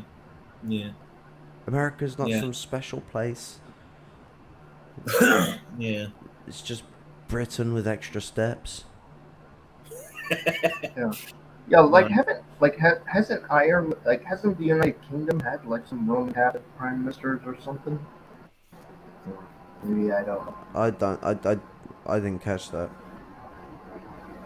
No, didn't the United Kingdom have some Roman Catholic prime ministers or something? Or maybe I mean we've had all sorts. Yeah. So I mean, I'm pretty sure we had a Roman Catholic monarch at one point that was really sussing everyone out because it was like, no, we're not a big fan of that anymore. Oof. Oh, I think that was Queen Mary actually. Yeah.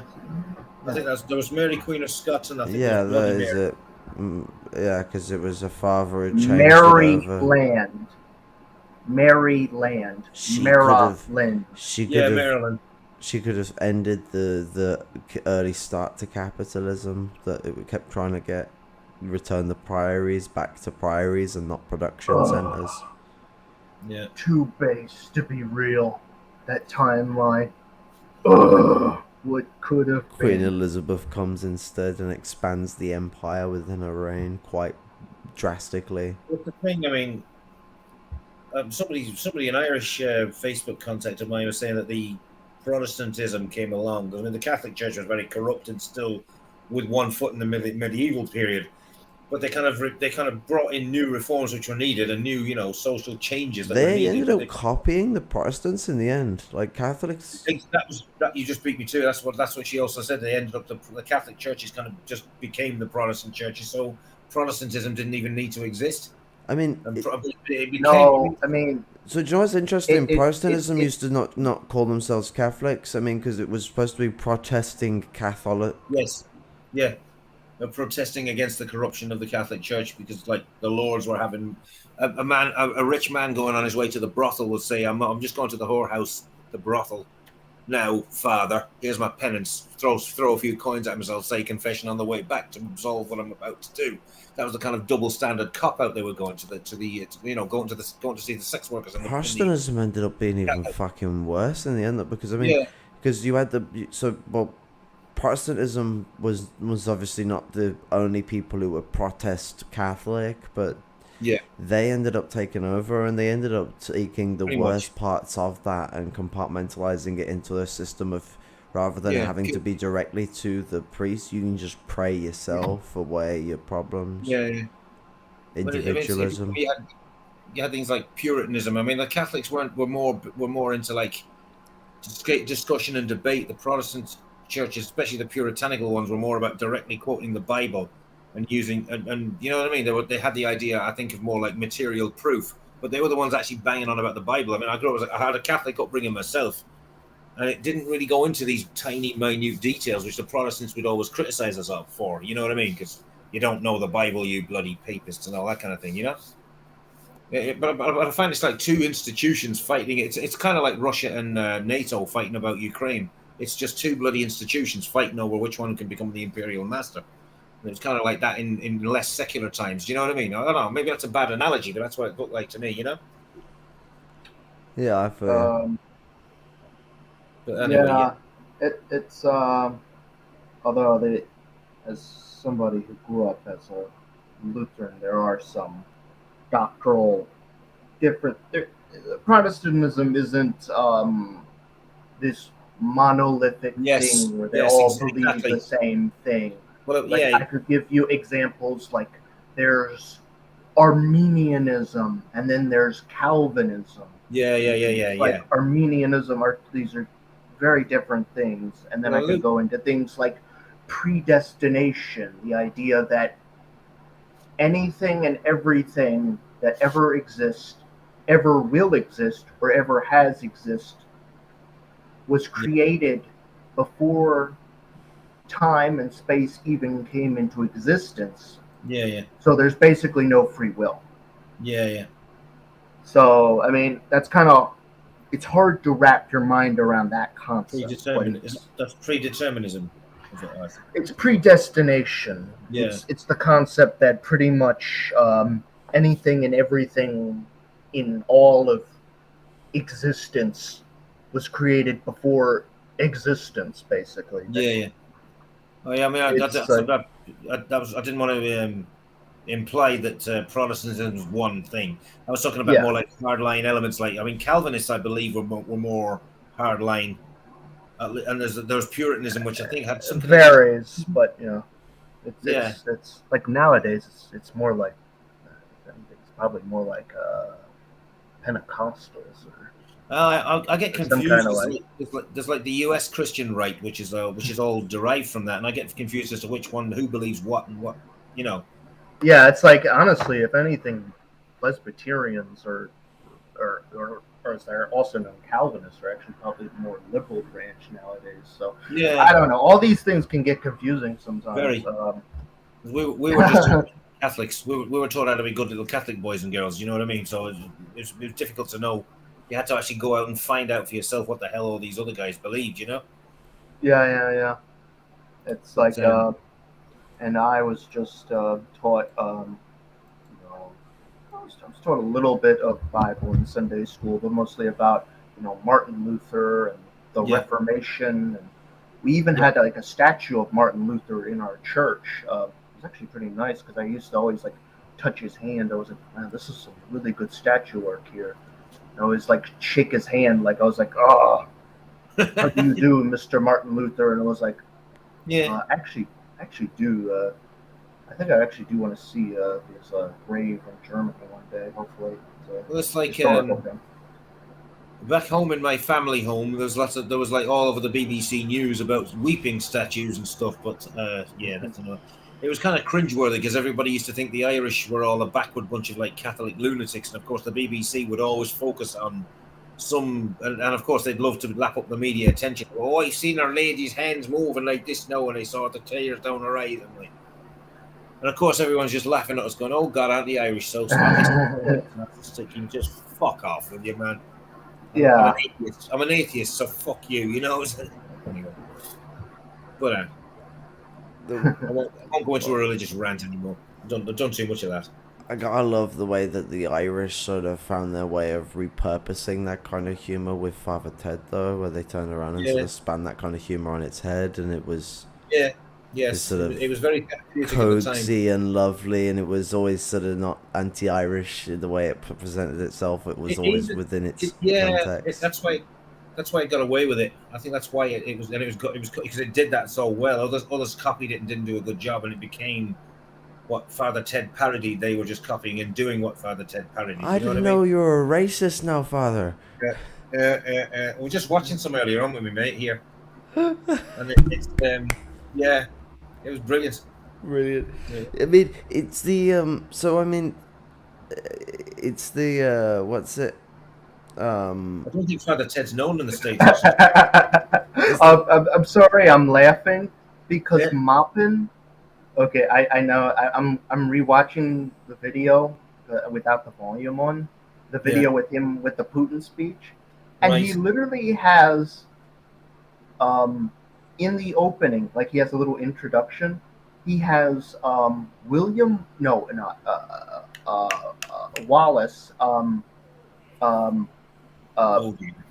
Henry Wallace, the vice president of FDR, and then he has Martin Luther King Jr. speaking, like they're doing these speeches, and then they have fucking Maupin doing the speech, and I'm like, Jesus fucking the three Christ. heads of Maupinism. You're comparing yourself to Henry Wallace and Martin Luther King Jr. And then there's fucking Maupin apparently is like some kind of national leader now, apparently. Like he's like the leader. Caesar figure. It's like a See, in Britain we salute like this. In America, they salute like the Navy, but I wonder if Maupin is going to be saluting like that. That's how the Nazis saluted. Well, they didn't originally like the tea leaf salute. They thought it was a bit too Roman, but Hitler eventually decreed that it was fine. It's very striking. It's very effective.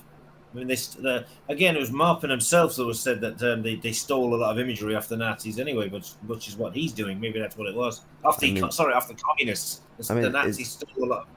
They did. I mean, they stole swastikas off the communists. I didn't know about the swastika per se. I mean, I read somewhere in a book once that Soviet Union used swastikas. So Bolsheviks used swastikas during their original revolution in 1917. I mean, it was a peace symbol.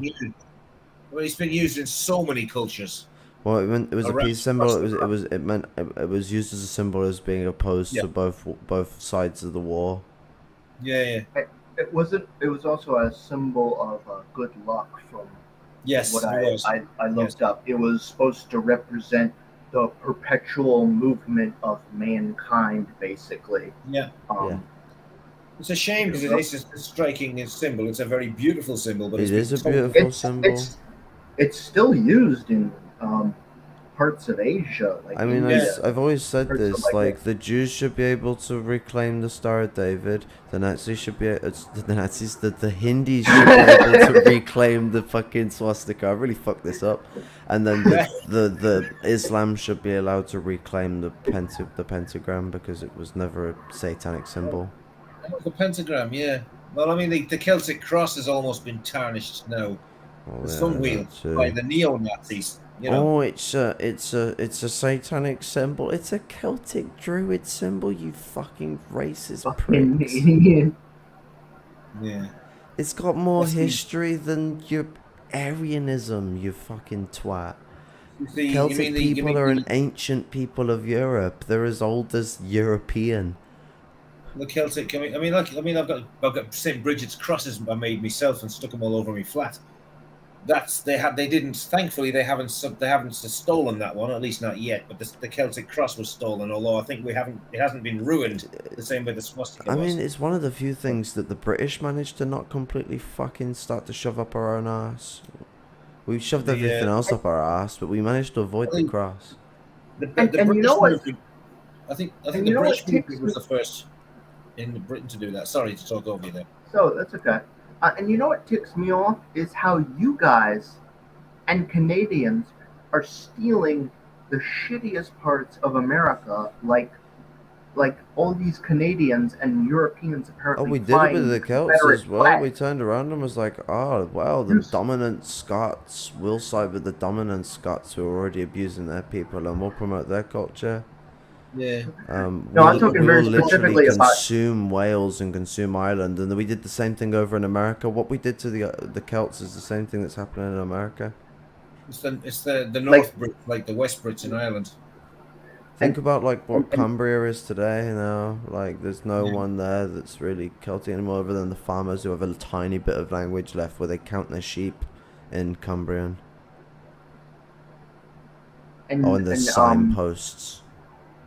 Yeah. We have people in Canada and Europe flying the so-called Confederate flag. Yes. And Canadian it's like, Confederates bomb text. It's like these fucking idiots. They don't even know what that flag even is. First of all, one. Well, maybe they're flying the Donetsk People's Republic flag. Well, that could be the case, yeah. But okay, one. It's not the flag of the Confederacy. I guarantee Caleb would try and say that. It was the flag. It's the elongated flag of the Army of Northern Virginia. Well, I know you know that because you have loads of Confederate flags in it. He has loads of Confederate flags in his house. He showed me. Exactly. Yeah. Exactly. A Pennsylvanian would have Confederate flag. He uses them to wipe his ass. But in parts of Europe where the Nazi flag is banned, apparently the Confederate flag is flown because that isn't banned. So now we have literally, it's like we've come full circle where it's like we're all reappropriating everything at this point. I mean, the Nazis used to just fly the US flag back in the day. Yes, they did. They named a train, so Hitler's personal train was called America. Yeah. Exactly. Yeah. And they helped us out. They spell America with a K, so we only had to add 2 more.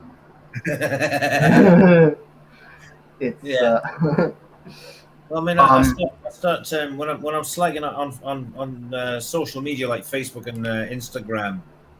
If you start using words like fucking cunt or something like that, I mean, in the US the word cunt has got misogynistic undertones, but in the UK and in Ireland even more so. It's just a term for like asshole or prick. It is just the worst thing you can call someone. That's all it is here. We don't see like the sexist thing. We just see it as it's usually used against men more than women. Actually, yeah. And here's the thing as well is that twat means the same thing as cunt, and we have no problem with that. Yeah, you fucking twat. You daft. I mean, they don't use twat so much in Ireland, but they use it over here a lot. Yeah. You call it's twit in Ireland because like twat is supposed to mean silly fucker and pussy at the same time, but cunt means sword sheath and pussy at the same time. Yeah, that's true. But actually, I thought vagina meant sword sheath. Cunt. Cunt does, but it also but that's why it means vagina as a slur because the soldiers made a joke while twat it's a word used for people who are silly fuckers, but it's also a word that also means cunt. But but in Ireland they don't have the swear context. They will use twit, from what I remember, like because twit just means silly fucker.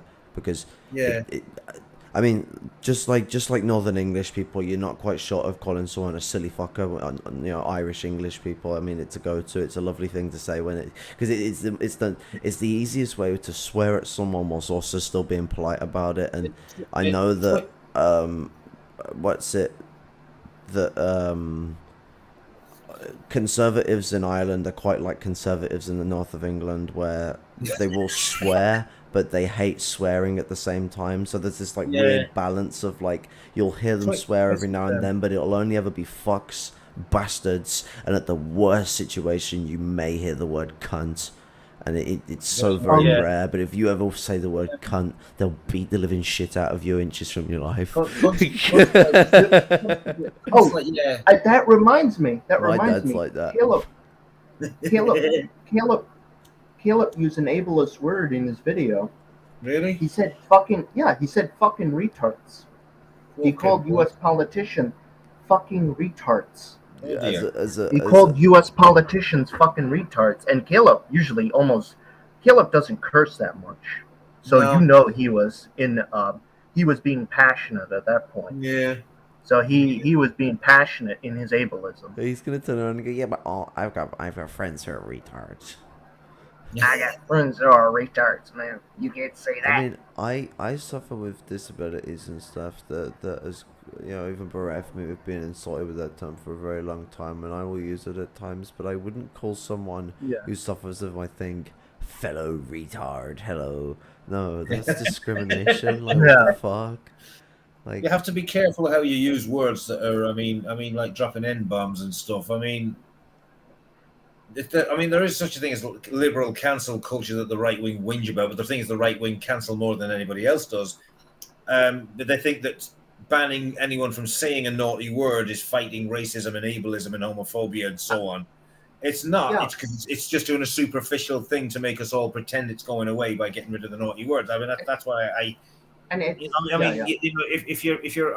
write scripts, I write stories, and sometimes you get racist characters using racist language. And it's difficult. I mean, I'm a pale-faced, blue-eyed European. It's difficult to say this without sounding like a white-splainer or a mansplainer. But you know, it's like, if you're writing a quote that was said in like 1917 by some fucking Klansman, you can't go home. He said, the Klansman said, the goddamn fingers of the fucking, and the fucking Jews, and the fucking, you're kind of like avoiding saying it. It makes things awkward. Having said that, you don't go around dropping N-bombs and you don't call Asian people by the Pakistan Paki word. Donald Trump's father was a Klansman, so sometimes he can't help but have to quote the Klansman. Yeah. I mean, it's like social media does that. If you say the word fuck, I did on Instagram. Somebody tagged me in this spam post, and I went, "Fuck off! Stop tagging me." Are you sure you want to post this? So I had to spell fuck FUCK, especially when I'm dealing with right. My Facebook has been locked because of what's it? I said that transphobes should be stomped on. Oh, you don't say that, man. You don't. I mean, what if you see me put on Facebook?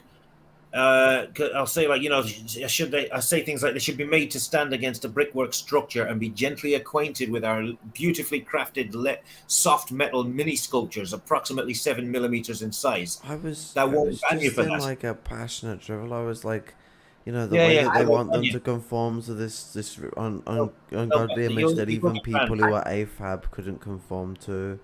Assigned female at birth. It's worse than that. It's worse than that. I got banned from Twitter in 2018, I think, because when George H.W. Bush died, the former president, I said he was a war criminal. Oh dear. Speaking in apparently that's a form of violence. Basically, I was engaging in violence against him. Well, yeah. The thing is, I think if you put like if you have in your Facebook profile Democrat or Republican, you might get that. You can say what you like, as long as you're not you can get away with it. But if you put Marxist, Leninist, bang, we're watching you. I mean, I've seen people posting stuff like, you fucking, was it somebody called someone a fucking autistic thought?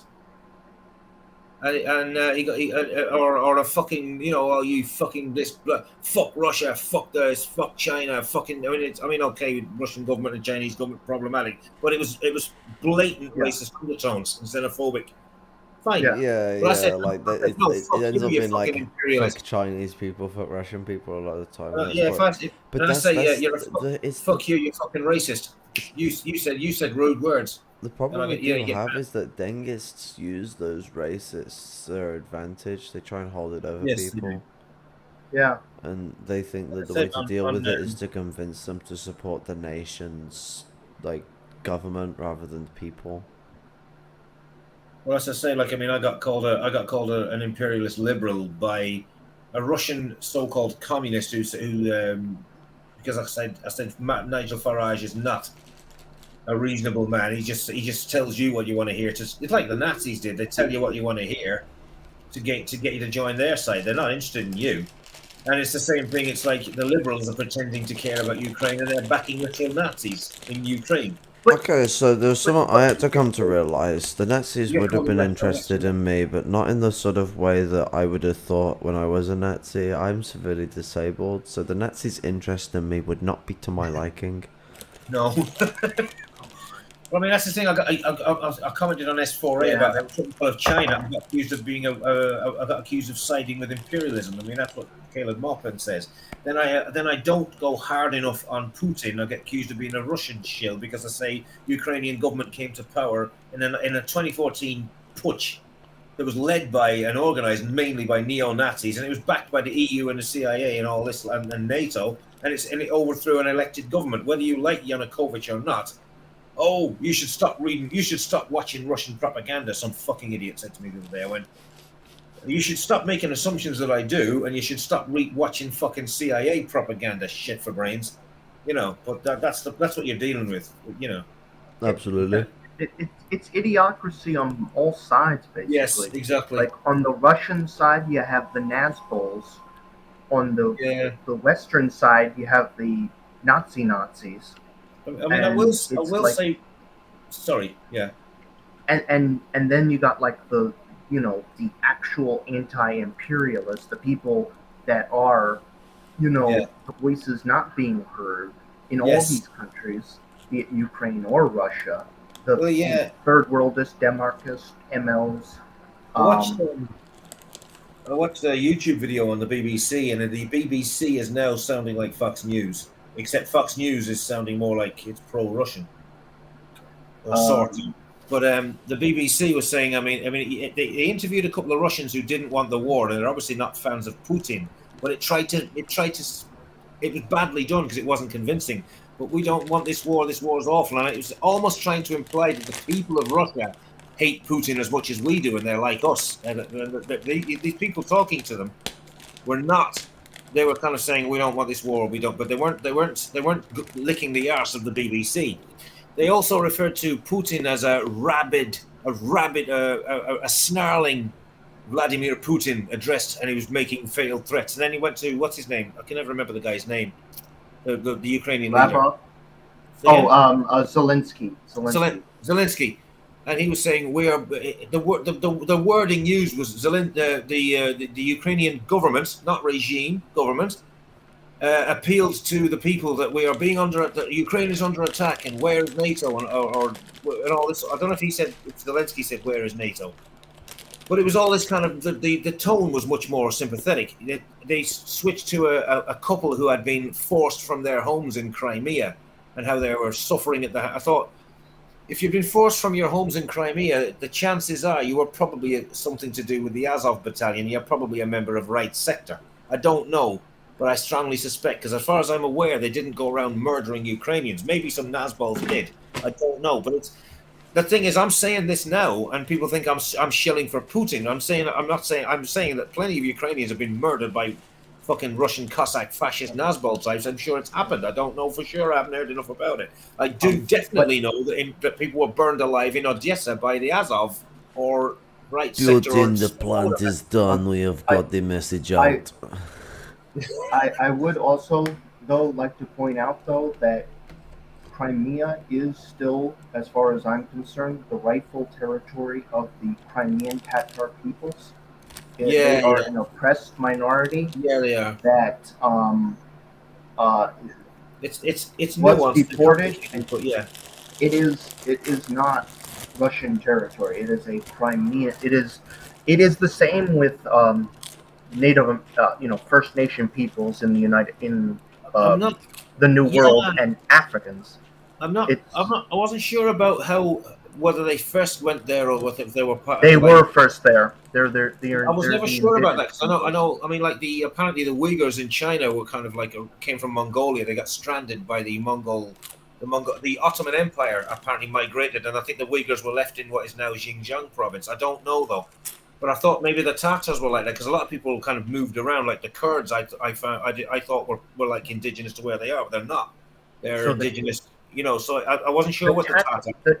The Tatars are the original, so they make up some of the original peoples of Crimea. Right. So they're like a mix of Goths, of Scythians, of the people from the Caucasus regions, Greeks. Yeah. Some it's of them just look more mix. Yeah. Sorry. Yeah, it's just like a mix of everything. Yeah. And I feel like they've been oppressed for too long, and I think you would probably agree with me as well, Lumpen, that much like every other third world liberation struggle, I think the liberation of the Tatar peoples should be our prime goal for the peoples of the Tatar Crimeans. I mean, there was talk about them getting deported by the infamous genocidal monster of Joseph Stalin because there was some danger of Nazi collaborations amongst them or something, but I don't know. It's been so distorted. It is true and kind of been distorted, but eventually they were allowed back into Crimea. Yeah, it's a complicated and that's why I was never sure. I mean, I know there's Russians who've had a bad time there, and there's Ukrainian. I mean, where Ukraine evolved and how it came to be, and all that's all very debatable. But the point is, there's definitely a culture that's Ukrainian. There's a culture that's Russian, and there's a culture that's Tatar. There's also Roma, so-called gypsies that come from there, that come from that area too, who often get written out of history. Yeah, I mean, it's I mean, as far as I can see, it's the same. Like with the so-called Middle East, Western Asia, you had Jews and Arabs living in Palestine, Muslim, Christian, Jewish, and all the rest of it, perfectly at one with each other. But a bunch of white settlers come in and create this false dichotomy in the name of imperialism. I think that's kind of gone on a lot with the whole Russia, Crimea, Ukraine. And do you know where do you know all this started? So the Soviet Union gave these countries nationalities. They gave them their own cultures. They gave them their own republics. They gave them their own written languages. Some of them. But they wouldn't let Lenin do it because he was Russian, so they got Stalin to do it because he's Georgian. And I don't know if you know this, but Georgian people aren't Russian. No, he actually said that. Yeah, they're not even. Actually said that. Oh, he also said that Russia. So he also said that Georgia didn't exist as a country as well. So what? Yeah. So yeah, he said that Georgia didn't exist as a country until around this time. Holy shit! I mean, fuck me. So he forgot the Crusades. Because here's the thing. Because I remember shouting at the screen. I'm like, where the fuck do you think my flag comes from for my country? The English flag. Yeah, the English flag is the Georgian cross. Well, the Georgian flags have changed. There's been that. I've got a Georgian flag here, but it's a Georgian Soviet one, a pale blue and crimson red. They should have kept the cool ass cross because that was old school. That was the Georgian crosses. I like how they're like, okay, we're going back to the Georgian cross, but the English have taken it. How do we spruce it up? Well, we'll have several Georgian crosses on it. Yeah. But I mean, Georgians aren't even Slavic. Never mind Russian. I mean, Ukrainians are at least Slavs, but the Georgians are. I mean, they're more like Eurasian, like the Armenians. Transcaucasian. Transcaucasian, yeah. They're West Asian. Yes. Yeah. Or or even Eurasian, which is because of the European and Asian influences. Yeah. I don't know, West Asian. probably a Dugan better word. Dugan has made that word spooky. He has now, Yeah. but it's like the But beautiful you are swastika. correct. white You stuff. are correct though. That bastard should not hijack and slur and sully a perfectly valid word. Like the swastika has been tarnished. I think I dream of the day, one day, when the swastika is once again rehabilitated to where it once was and where it should be. You know. They're You even see trying to someone with the words reappropriate- Nazi punks fuck off and the swastika on it at the same time. Yeah. I also think they're trying to reappropriate communist imagery as well. Yeah, they Like, are. You see a lot of these Nazguls, like Yes. what are they trying to do? I mean, Yeah, they are. fucking it's look like, at look at you look know- at like, the way that Marpin he's trying to like make himself like Lenin with hair.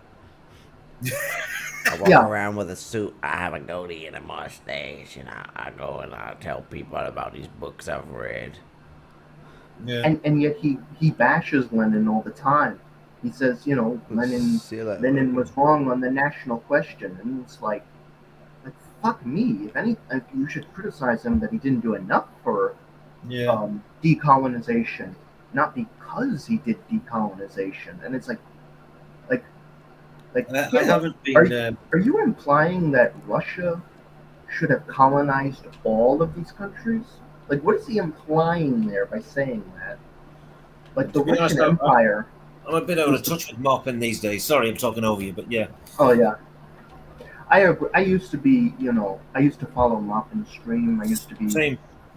I used He has his uses. He's a good source of information, but you have to be very critical and very on the ball with what he says. He's quite sneaky.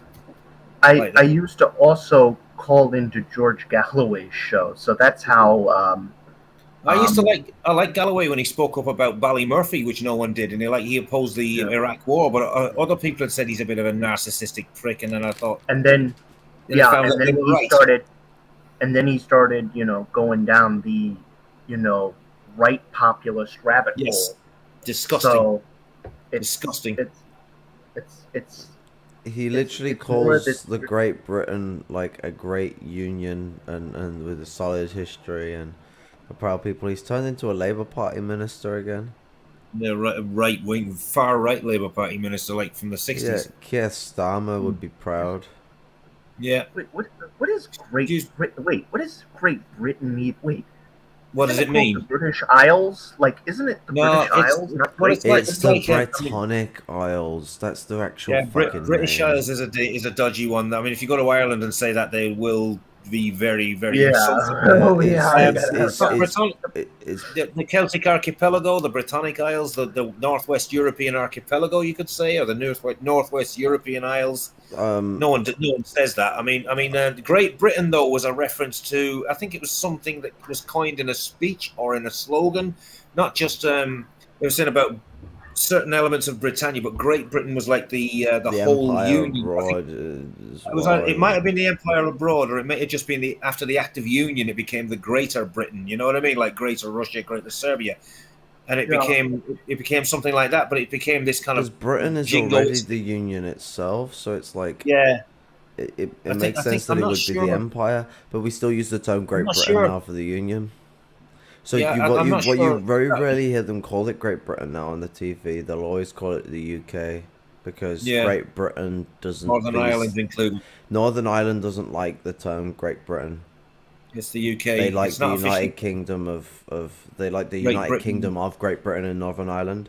Yeah, because I mean, Ireland was never in Great Britain. It was the United Kingdom of Great Britain and Ireland. Ireland was originally in England when it was first colonized. Before it was.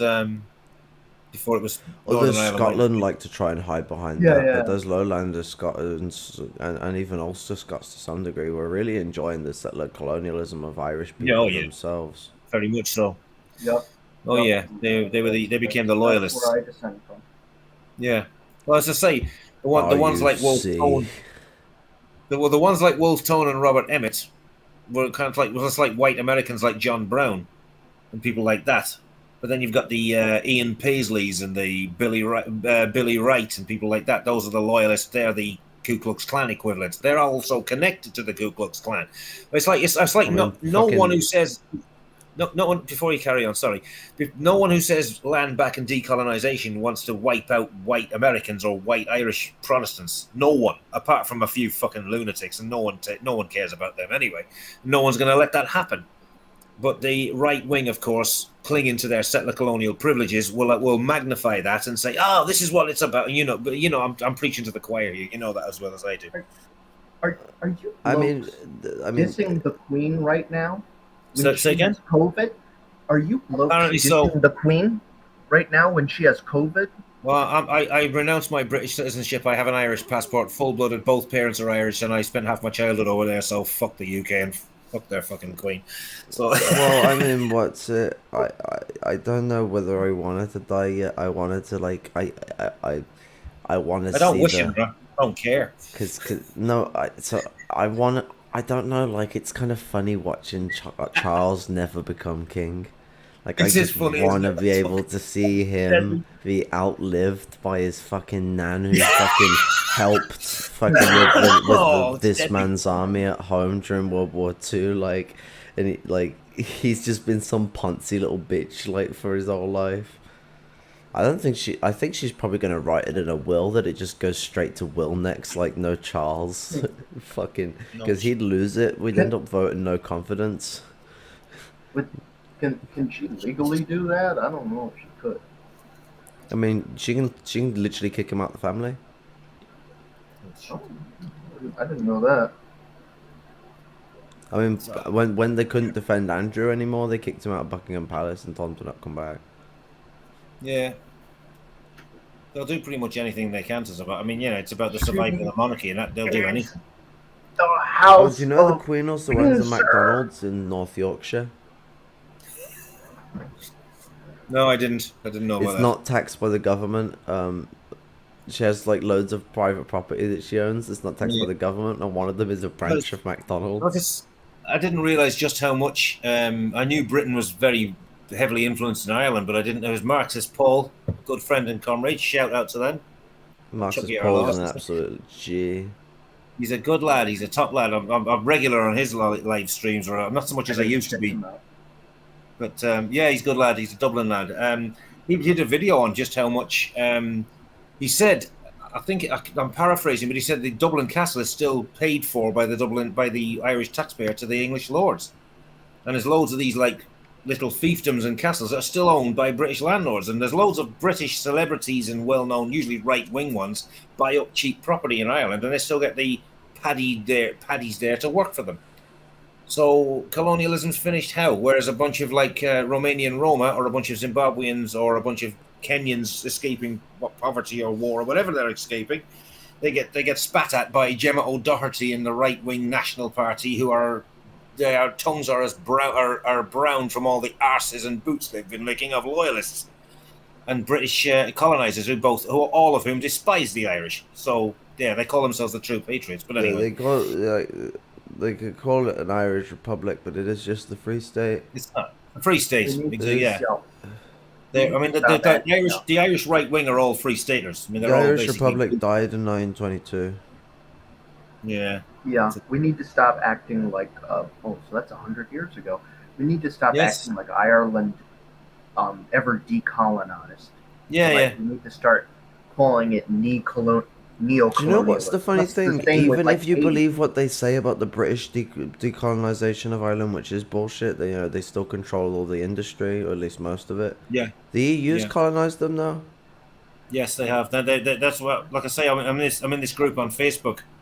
And I'm sort of trying to say that the Ukraine thing is like, I did say Russia's not the main aggressor, but it's still an aggressor, I tried to say, but they tried to twist it that I'm pro-Putin.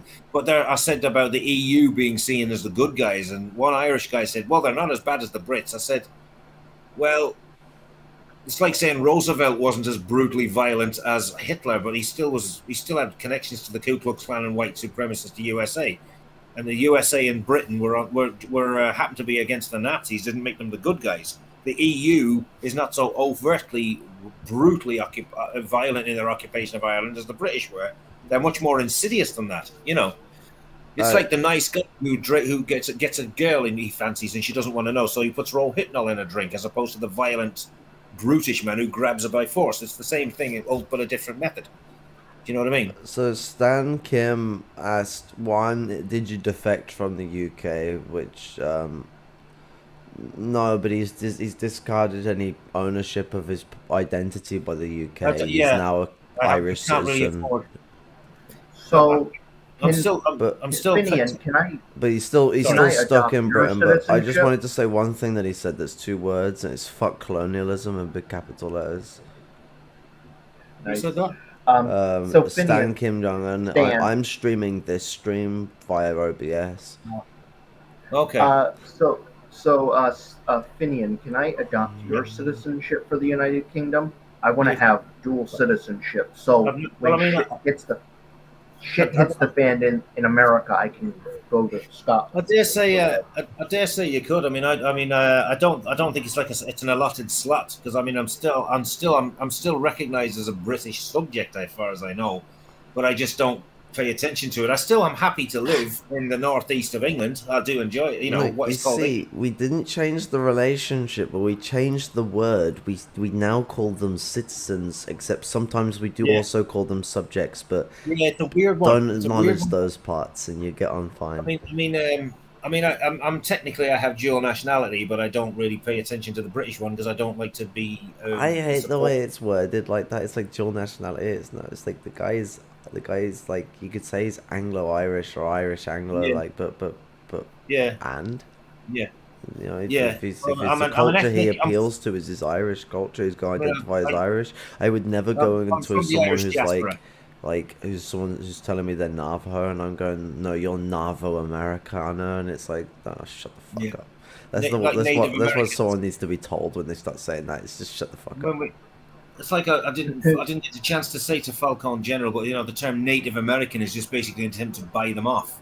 They said the term America wasn't even coined until the white settlers came and called it that. I try to just use like the term natives on its own, or indigenous, or First Nations. I try to use the word either First Nations or I think First Nations is probably the best term, because indigenous or native, it's a very bland term. It's like pretty natives vague. are pretty much natives. You could be native to anywhere. It's not as bad as the British. Our word was Aborigine. That was our word. That was a word we used for all natives. It's a very racist word, and we used it for all natives when we went to anywhere. I mean, we did it for the Australian natives and the African natives. That's interesting, because I always thought that was the least racist term. Now you're telling me. No, Aborigine is a racist term. That was a term we used for Africans, Australians. It was a racist term to just calligraphy them as one. It's the same as the Spanish use of the word Indians to describe the natives of America. We actually picked up the Spanish use of the words Indian. We picked it up like that. This reminds me of when I learned Eskimo was a slur, apparently, and I was like, Eskimo's a slur? I thought that was literally what you called them, and then I was like, you know what? Here's an even funnier one. Paki isn't a slur. It means pure. Yeah. It's literally just the name of their people as well. Like, you called them Pakis. Like, you wouldn't. Pakistan is pure land. Yeah, or pure state. So you wouldn't call them Pakistani, because that's not right. You wouldn't call someone an Afghanistani. You would call them an Afghani. Afghan or Afghani. Yeah. It's strange, but you wouldn't say the word Paki. I mean, it's, you know what it is? It's because if you're English, you say the word Paki, you probably are racist. It's not because the word itself is racist. It's because the way it's being used is racist. So, well, I mean, another one. I'm going on Wikipedia right now. Yeah. And do you know what they call the indigenous of Australia? It's literally called Aboriginal. The term Aborigine. The term Aborigine is generally applied to the Australian natives. But it's also, but it was used in. It was, yes. It was used in Africa as well. I mean, South Africa didn't call you black; they called you Aborigine. So you were white, mixed, or Aboriginal. With common usage, though, Aborigine has become more people. When you say Aborigine, the first thing they think of is an Australian person. But they want you to just think of it like that because it's easier to think of it as just Australian wacky racism because it's a prison colony. Yeah. Oh, I'm just saying the Pavlovian response to the word Aborigine. You would also be, should remember as well that every country has a different Wikipedia. yeah, that's true. Yep. Me and my mate Oh, one yeah, time was yeah, looking yeah. at Wikipedia Japan, and oh my god, World War II was interesting. A lot I of don't missing even want to know. information. A lot of missing information. I can only tell. It's like It wasn't too much about massacres. Let's just say it that way. Yeah, yeah, yeah. A bit of a weird one that. Excuse me, I must say. Stan Kim Jong Un asked, "What the hell is an Eskimo?" It's an Inuit person. It's a Inuit. apparently it's a slur for Inuit. Yeah, the Inuit. Or And, I mean, yeah, I didn't know that originally, but Yeah, somebody told me that, and I was like, what?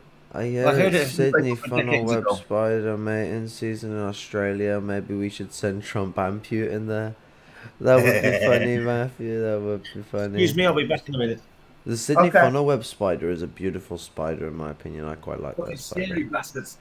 They are scary bastards, but like, and they are very aggressive, but they look so bold. Hey, I believe they're one of the most primitive spiders, and the males are more dangerous than the females. The funnel web, as I understand it. Did you see the two Yeah, images I the sent males you? have stronger one- venom. Hey Lumpen, did you see the two images I sent you? The one about like what my solution to Ukraine would be, and then the other one was be liberal with his childish response. Well, I mean, Be Liberal did one thing. He turned around and said that USSR 2.0 on its way because of the invasion of Ukraine. God. Yes. And apparently he deleted the comment, according to Lumpen. Well, according to Oh my Lumpen God, Kelly, delete the comment. Oh, no way. No freaking! You can ask him. It was ridiculous. So that my jaw almost like when he showed me the video with mopping, I was like, dude, you gotta stop showing me this at work. I'm sitting here yelling, and everybody's just looking around me, going like, what the fuck are you yelling about, man? You're at work. It's like 5 a.m. and I'm just sitting there saying, fucking mopping, you piece of shit. Oh god. It's mad things. I just don't get it. But there's a funny thing from Stan Kim Jong Un. He says the Japanese don't want to talk about getting atom bomb. That's what he says. He's being the 9/11 jokester. Yeah. Which I like to do myself. So, you know. But the I'm a little bit I mean the weird thing is like I mean my grandfather fought the Japanese and all, but I'm much more sympathetic to the Japanese than most other people. Well, I mean, I'm sympathetic to them getting atom bombed because those civilians. I mean, deserve it wasn't to get just atom vaporized, bombed, but and the fire bombs it wasn't just, too. Yeah. But I mean, they were pretty. like, Yeah, the fire bombs were like, but yeah. but the fire bombs did more damage than the atom bombs. But the you know what they did in China, gonna Oh yeah, it was. Wolf. That was fucked. That was like, they killed what 20 million Chinese or something. Well, to be fair, Kim Jong Un, the reason why the information's missing is because they don't want to admit to the massacres they committed. They talk about the atom bomb all the time. That's their excuse for ending the war. But they were looking to end the war for quite a bit of time. They wanted to get the Soviet Union to get them a sweetheart deal. Yeah, basically they basically the U.S. wanted to do a biological experiment, but the reason we don't have the numbers for China is because the Japanese didn't really keep numbers. I mean, they were open about the massacres. They even had like newspaper articles about, you know, like a guy chops off 20 heads in competition or something like that.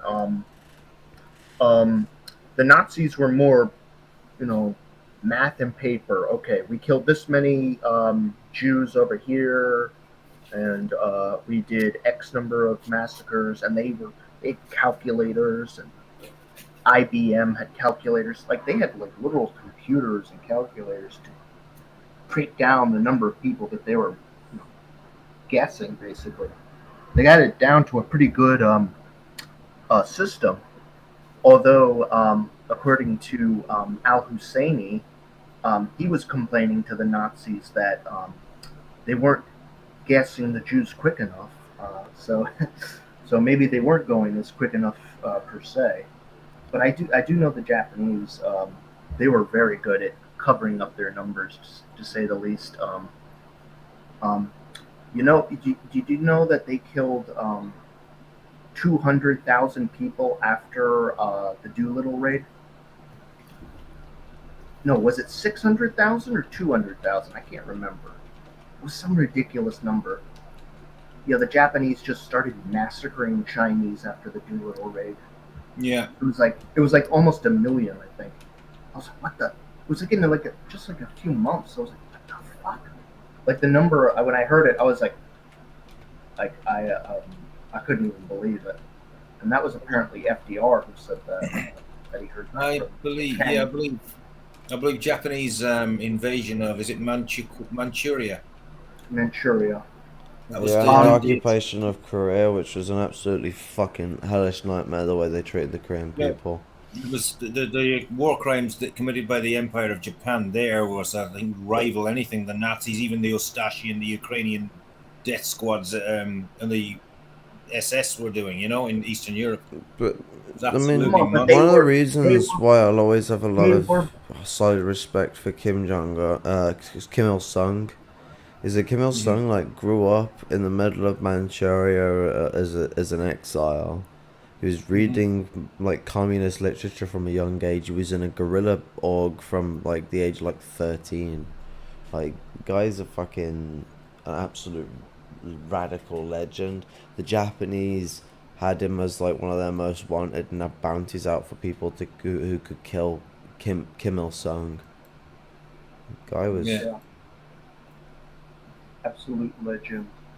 And but what you guys don't understand, they were building this code prosperity sphere, and they were going to unite all of Asia, this great sphere of Asia where Japan rules over all of Asia, and they were embodying the best of Chinese culture. Don't you see? Don't you get it? Sounds like something that fucking these Dugan Eurasian people would say about there being a unified Asia and Europe that's controlled by someone like Russia or Germany or Britain. I think the Japanese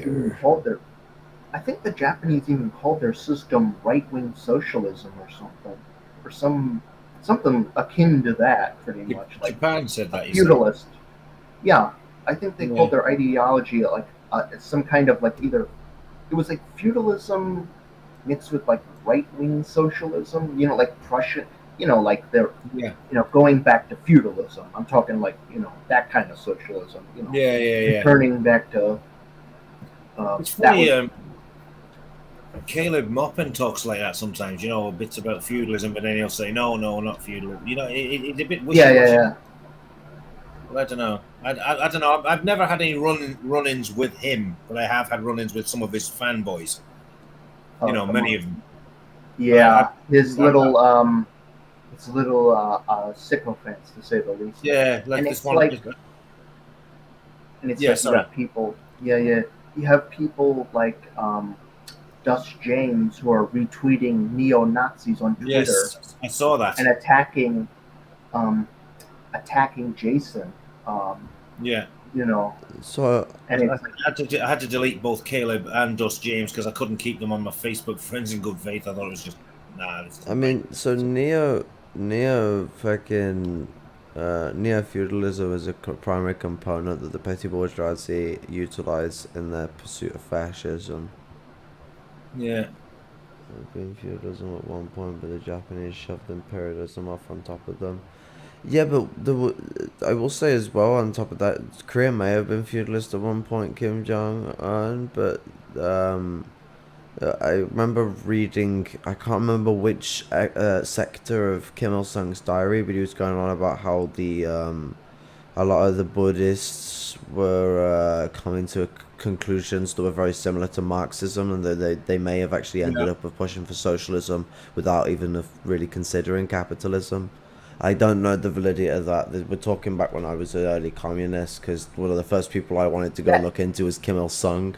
Like I didn't want to go and sit around with all these people sitting at desks and other stuff like that. I wanted Stalin and I wanted Kim Il Sung. I wanted the people who were fighters and the people who were fucking lower class. I wanted Enver Hoxha. Enver Hoxha, I mean, was still someone who fought his fair share of battles. I mean, like, he may have lost his mind towards the end of the thing, but he was pretty still based for the most part. anti-fascist. Until he started calling Mao CIA, going insane. It's rich coming from him. I don't think Korea was embracing communism after getting rid of the Japanese occupation. They were, but Kim Il Sung sort of quoted on how before the Japanese came, there was already like conclusions coming from the Buddhists in Korea that was similar to Marxism, but not the same. So he concluded that if the Japanese had never invaded, eventually Korea would have reached that path, regardless. So, do you think that there was a way that we could have went from feudalism to socialism without having to go through capitalism? That's the difficult thing to say. So the development of the working class is sort of necessary, but I mean, I'd say that there's a chance that you could do capitalism in such a short period of time. It's negligent. I agree with that. I think it could be done very relatively, like so quickly that it wouldn't even be considered a phase almost. I think as well that the Soviet Union did it in some sectors too quickly.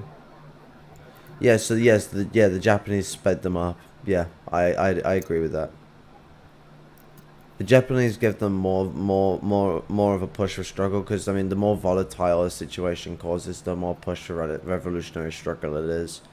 And I mean, they got a full taste of what capitalism is in its fullest evil. They didn't have it trickled to them like you would with bourgeois developments. It just got dropped on their plate that this is a genocidal system that cares for nothing but its profits and its oppression of those it sees as lesser people. Moderators spam comments. Here's what I don't get. Why is the Communist Party of Japan able to be elected to their parliament, their diet, or whatever?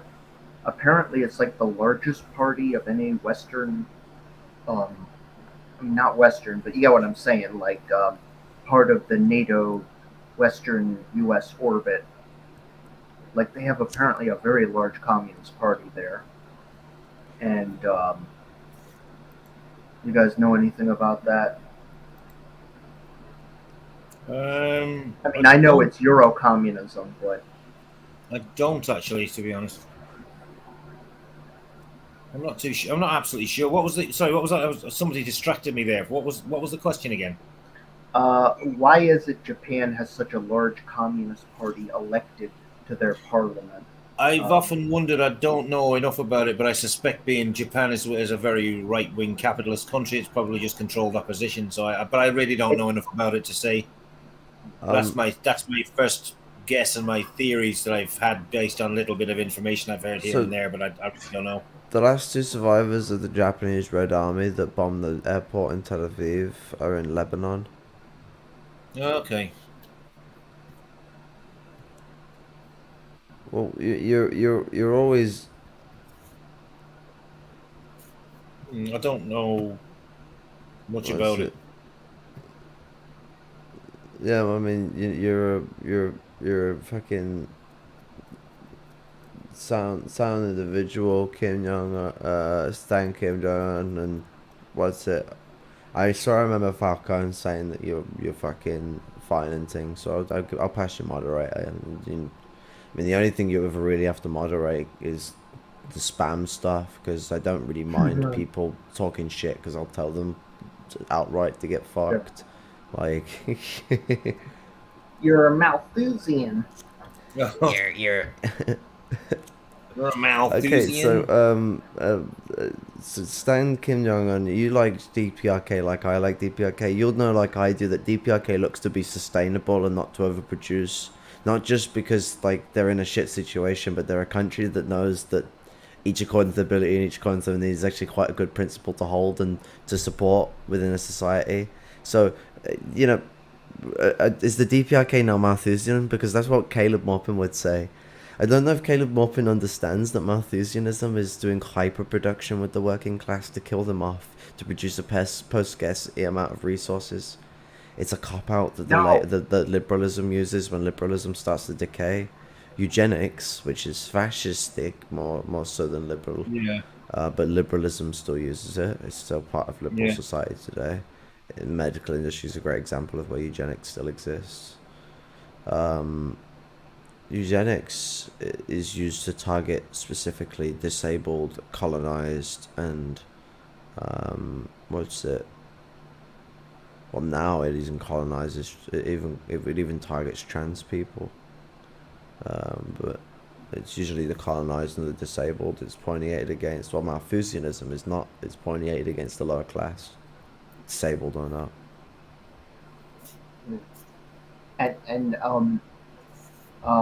I guess he apparently thinks Korea wants everybody to be poor because they don't have a market sector apparently.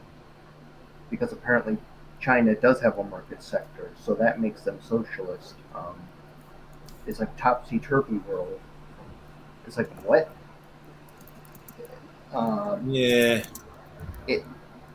It's like it's like China doesn't even like China also has billionaires. Like even other countries with market sectors that claim to be socialist, like Vietnam, don't have that.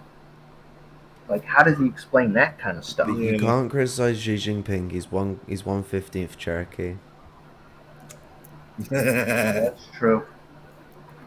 That's true. He is a person of color, so I will respect that. You can't criticize a third world country's leader because that, for some reason, makes you a imperialist or something. Don't you know that? It comes to one of the discussions I remember having where Sam was there, and you know, we're all talking about China, the US, and the way that these nations are interacting, and it's, you know, we're in a world now where the US isn't the most hegemonic imperial power anymore, and we're seeing the labor aristocracy push for wars again. I mean, when the elections were going on, what was it the Young Turks started doing? They started doing propaganda for war in Syria. Like that wasn't well, it might have been spurred on by the CIA because Cenk Uygur did a thing where he's like, I was asked to work for the CIA and I said no. Of course you did. Of course you did. That's why you're still alive. Hey, yeah, Cenk, is that why you're still a Republican? And only became a Democrat during the Bush eras because, quote, you disagreed with torture?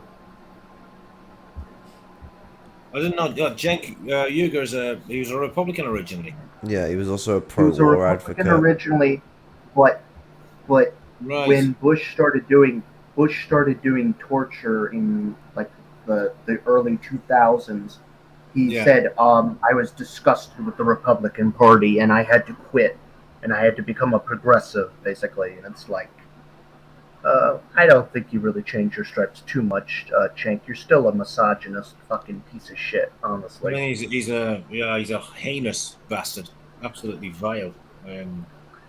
But the CIA are petty bourgeoisie. That they are labor aristocrats. The labor aristocrat sector of the petty bourgeoisie. So the petty bourgeoisie and the labor aristocracy are sort of dictating what to do next with imperialism. But what you'll see is the labor aristocracy their needs are tied to war and oppression across the world. So what we saw was them pushing and siding with ideas that what the bourgeoisie would like the sound of: invade Syria, invade Venezuela, invade Korea, invade this, there, and everywhere, because they all have the resources that these people want. Someone can claim the DPRK has billionaires, with the Kims being rich, but I'm not well versed in the DPRK as far as their elite. I don't know about how rich the Kims are. Like I couldn't tell you. The word billionaires means you have billions of dollars. Do people billions of currency? What? Like, is there? Yeah. They wouldn't even be able to accumulate that much in the DPRK. There's no taxes there for one thing, and you only get that kind of amount of wealth through imperialism, right? I'm pretty sure. Yes, but if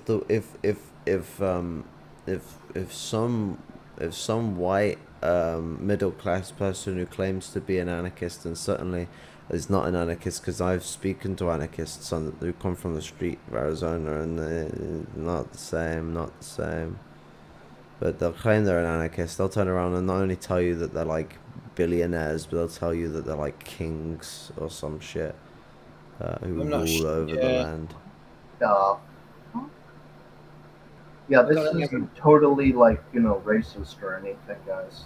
I can tell you that much. This isn't Western racism right here or anything like that. So they always have to do loads of cuts during videos because Kim Jong-un is always doing this, and they're like, "This is gonna go out to the international. Like, stop doing the Hitler salutes." He's like, "I can't help it," and that's so they have to keep. That's why they use cuts. It's not because cuts are a normal thing to have in movies. It's just because every time there's a cut, he's stuck his arm up in the air and just trying to anyone with their arms stuck up in the air. Oh, look, see, they're fascists. They used to do that with fascist groups to try and make out that they were the same as the Nazis. It's like, it doesn't matter if they're standing doing this or not. It's what they are and what they represent. Is that the same sort of tactic you're talking about here? Like, I'm actually just outright taking the piss. Yeah. We're just being, being. But that is sort of but that is a thing that does occur though, where people will just sort of not look at. They do see people I mean, Maoists, for example, get equated to fascists a lot, and so do. Oh yeah. So do MLs. I mean, you know, Stalin always ends up being equated to Hitler, and then Mao gets said to be worse than Hitler. Yeah. As if that's possible. Woeful. It's woeful. Really cringeworthy, in fact. Like, maybe the Emperor of Japan, who got to live until like the mid-80s, maybe he might be a problem. Yeah, well. No, he was good. Didn't you guys know that? He wrote a poem that was anti-war one time in the 30s. So. Oh right.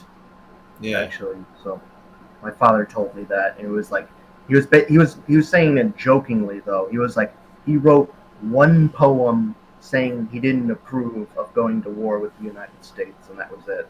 That was all he really did. I was like, okay, thanks for doing that. Well, you know, I mean, Adolf Hitler was a vegetarian. Exactly. He loved animals. He loved his dog. And he loved Charlie Chaplin, so can't hurt him for that.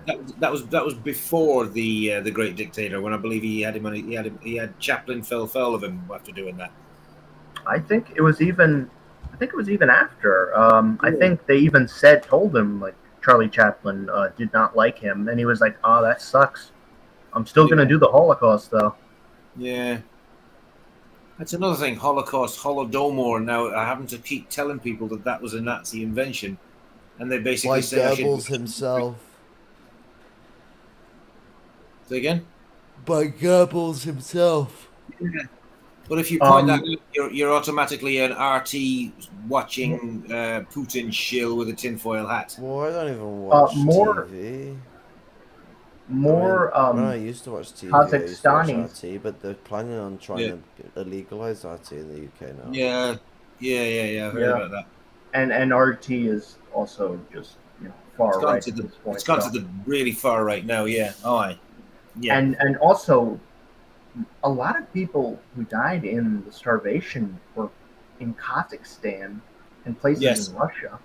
And Turkey as well. It hit Turkey too, that famine, 1932.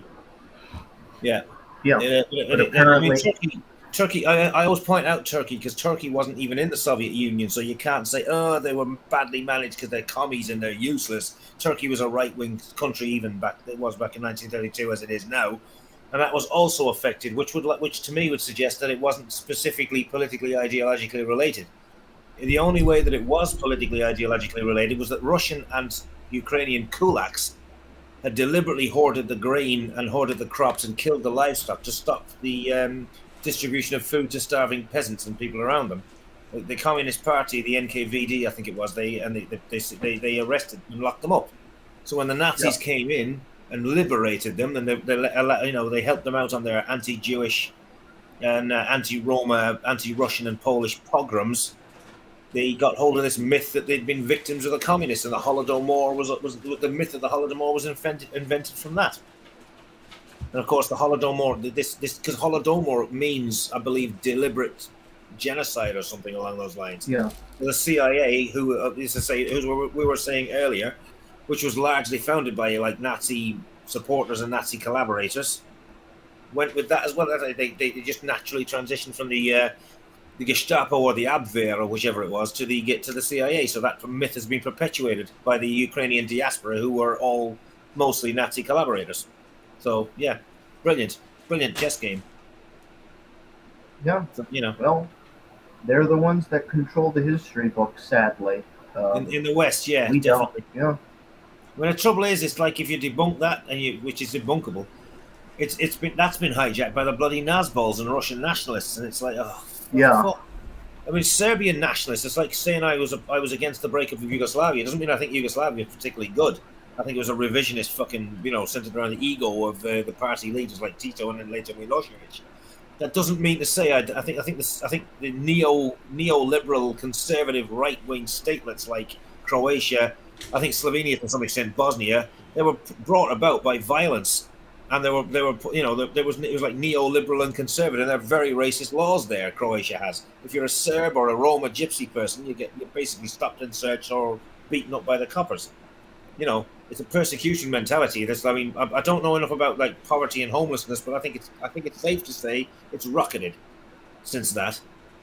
But that doesn't mean to say I'm particularly a big fan of the revisionist regime of the Communist Party of Yugoslavia. I mean, they fell out with Stalin even before Khrushchev did. You know what I mean? Yeah. It was 1948. It's not one or the other. And then there was the bullying of Albania. Of course. Oh yeah. Because of that, somebody said, "Oh, you should read this guy Vojislav Šešelj." I know very well of Vojislav Šešelj. He's the man who I'll give him his credit where it's due. He told the War Crimes Tribunal in The Hague, "Fuck you all, suck my dick." He actually said those words. Milosevic was giggling away to himself like a naughty schoolboy. That man was responsible for the massacres of Muslims and Croats and various other groups. Yeah. He's a notorious bastard. I mean, he looks like what he is. He's a boorish thug who happens to have written books. And he looks either American or English. He looks like he's like Trump, only more extreme. He's much more thug. He's more blatantly thuggish than Trump. He makes Trump look quite liberal. And but I'm thinking, just because I don't support the right-wing Franjo Tudjman government doesn't mean to say I'm supporting Vojislav Šešelj. And it's the same with Ukraine. I don't support these bloody Nazbol right-wing, homophobic, transphobic Russian nationalists and Duginites. Šešelj's surname sounds like Befeffel from Boris Johnson's name. Who? Šešelj? No, it sounds like Boris Johnson's Befeffel, because Boris Johnson's name is Befeffel at the end. Well, yeah, he's part. Isn't he got like Turkish blood? He's part French. And part French as well. That's where the Befeffel comes from. It's just French. Okay. I thought he had some Turkish connection as well. I'm sure there's some background family history that there's an Ottoman Empire or something like that, but I'm not sure. So hey, He's related Ian, to the did you Queen. Yeah. Did you see the post by B Liberal where he said that by Putin invading, he's bringing about the USSR 2.0? And I just started laughing uncontrollably. It was the most cringe-worthiest thing I think I've ever seen. I don't know It B was- level. I haven't had any run-ins with him or any interaction at all with B level, but I've seen I know him and that other one, that Conrad Gillis, is it? Have been the abusive shit I that they call were. them colon shitters. Yeah, that particular Nasty. individual. They're very nasty tirades I've seen by them. I thought, I don't want to go near you lot. You know, I mean, I've seen Ewoks Unhinged and I saw some stuff that looked quite good. But then I saw later on that there was a big falling out, and I went, "Oh Jesus, what's all this then?" You know. But I try. And then all the good content was deleted. Because Was it? Oh, all the right. good content come from the guy who is now with us, Doc Synovia. Yeah, I forgot Dark Oh, Synovia yeah. was with that lot. Yeah. Yeah, because B Liberal Jesus. and him did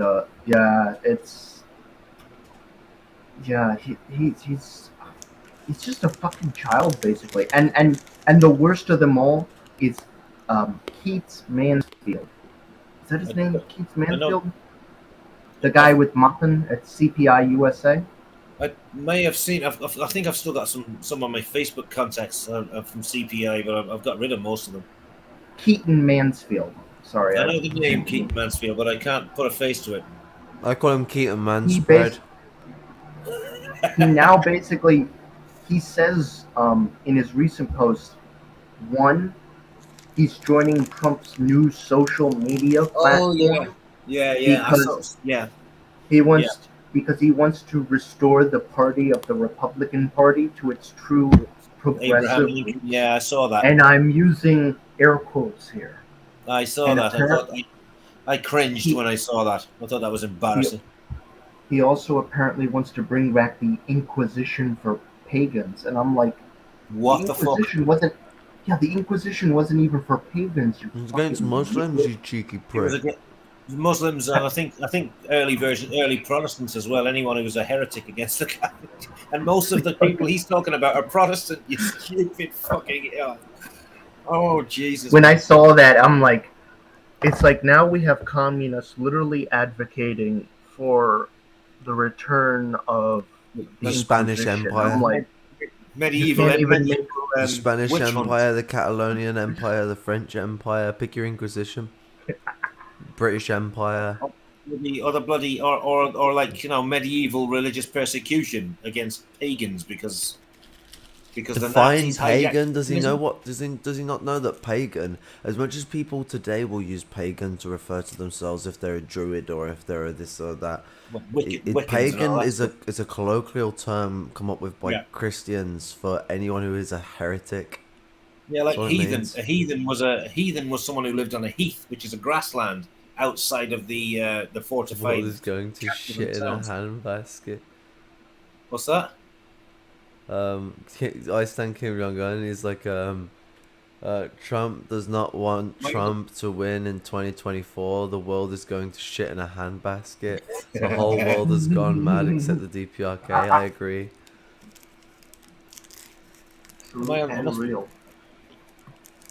I think I'm still in Falcon General's StreamYard thing because I'm not seeing any of this. Like, probably. Yeah. Yeah, because it's on the stream I'm doing of this stream because I'm using OBS to stream this.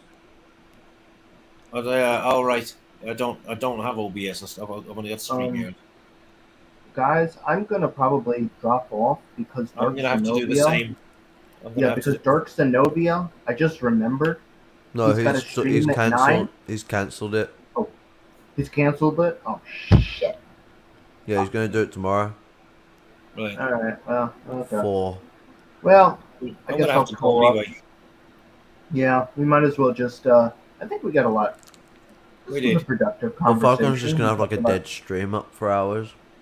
Just like It's the first time I've met her, so I've seen Falcon General before, but we've never actually interacted at all. So that was a pleasant experience. we interacted on Discord like once, but she Right. didn't remember me, and she was like, Yeah, "Who is this one guy?" And I'm like, and you were like, I gave him the link. Of course, he's supposed to be here. And I was just laughing. Well. I better. That Shall was we? too Shall we? harsh. Shall we knock it on the head now? So. Yeah. Yeah. But Okay. I think it's good time. But yeah, peace and salute, brother Sam. R.I.P. And red salute to you all. Have a good night. I'm gonna go. My name's not Go Joel. finish my sandwich. That's Mickey. Big old Mickey Mouse. Yeah. Right. I'm gonna go finish my sandwich. Shit, I I didn't say even eat it all. Stokely, but I do like to toke. I use Neil or Niall. I don't mind either one. It doesn't matter. Anyway. You're all just a bunch of commies to Red me. salute and peace I'm out, right. brothers. Our Red love and salute. solidarity. Long go And forward. may Take Sam care, rest mate. in peace. Rest in peace, Sam. True lumpen brother of the struggle.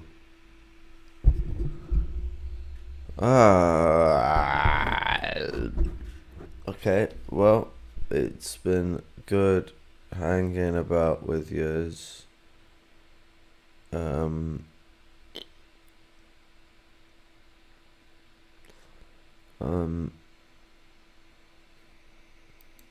I'll catch you guys later, comrades.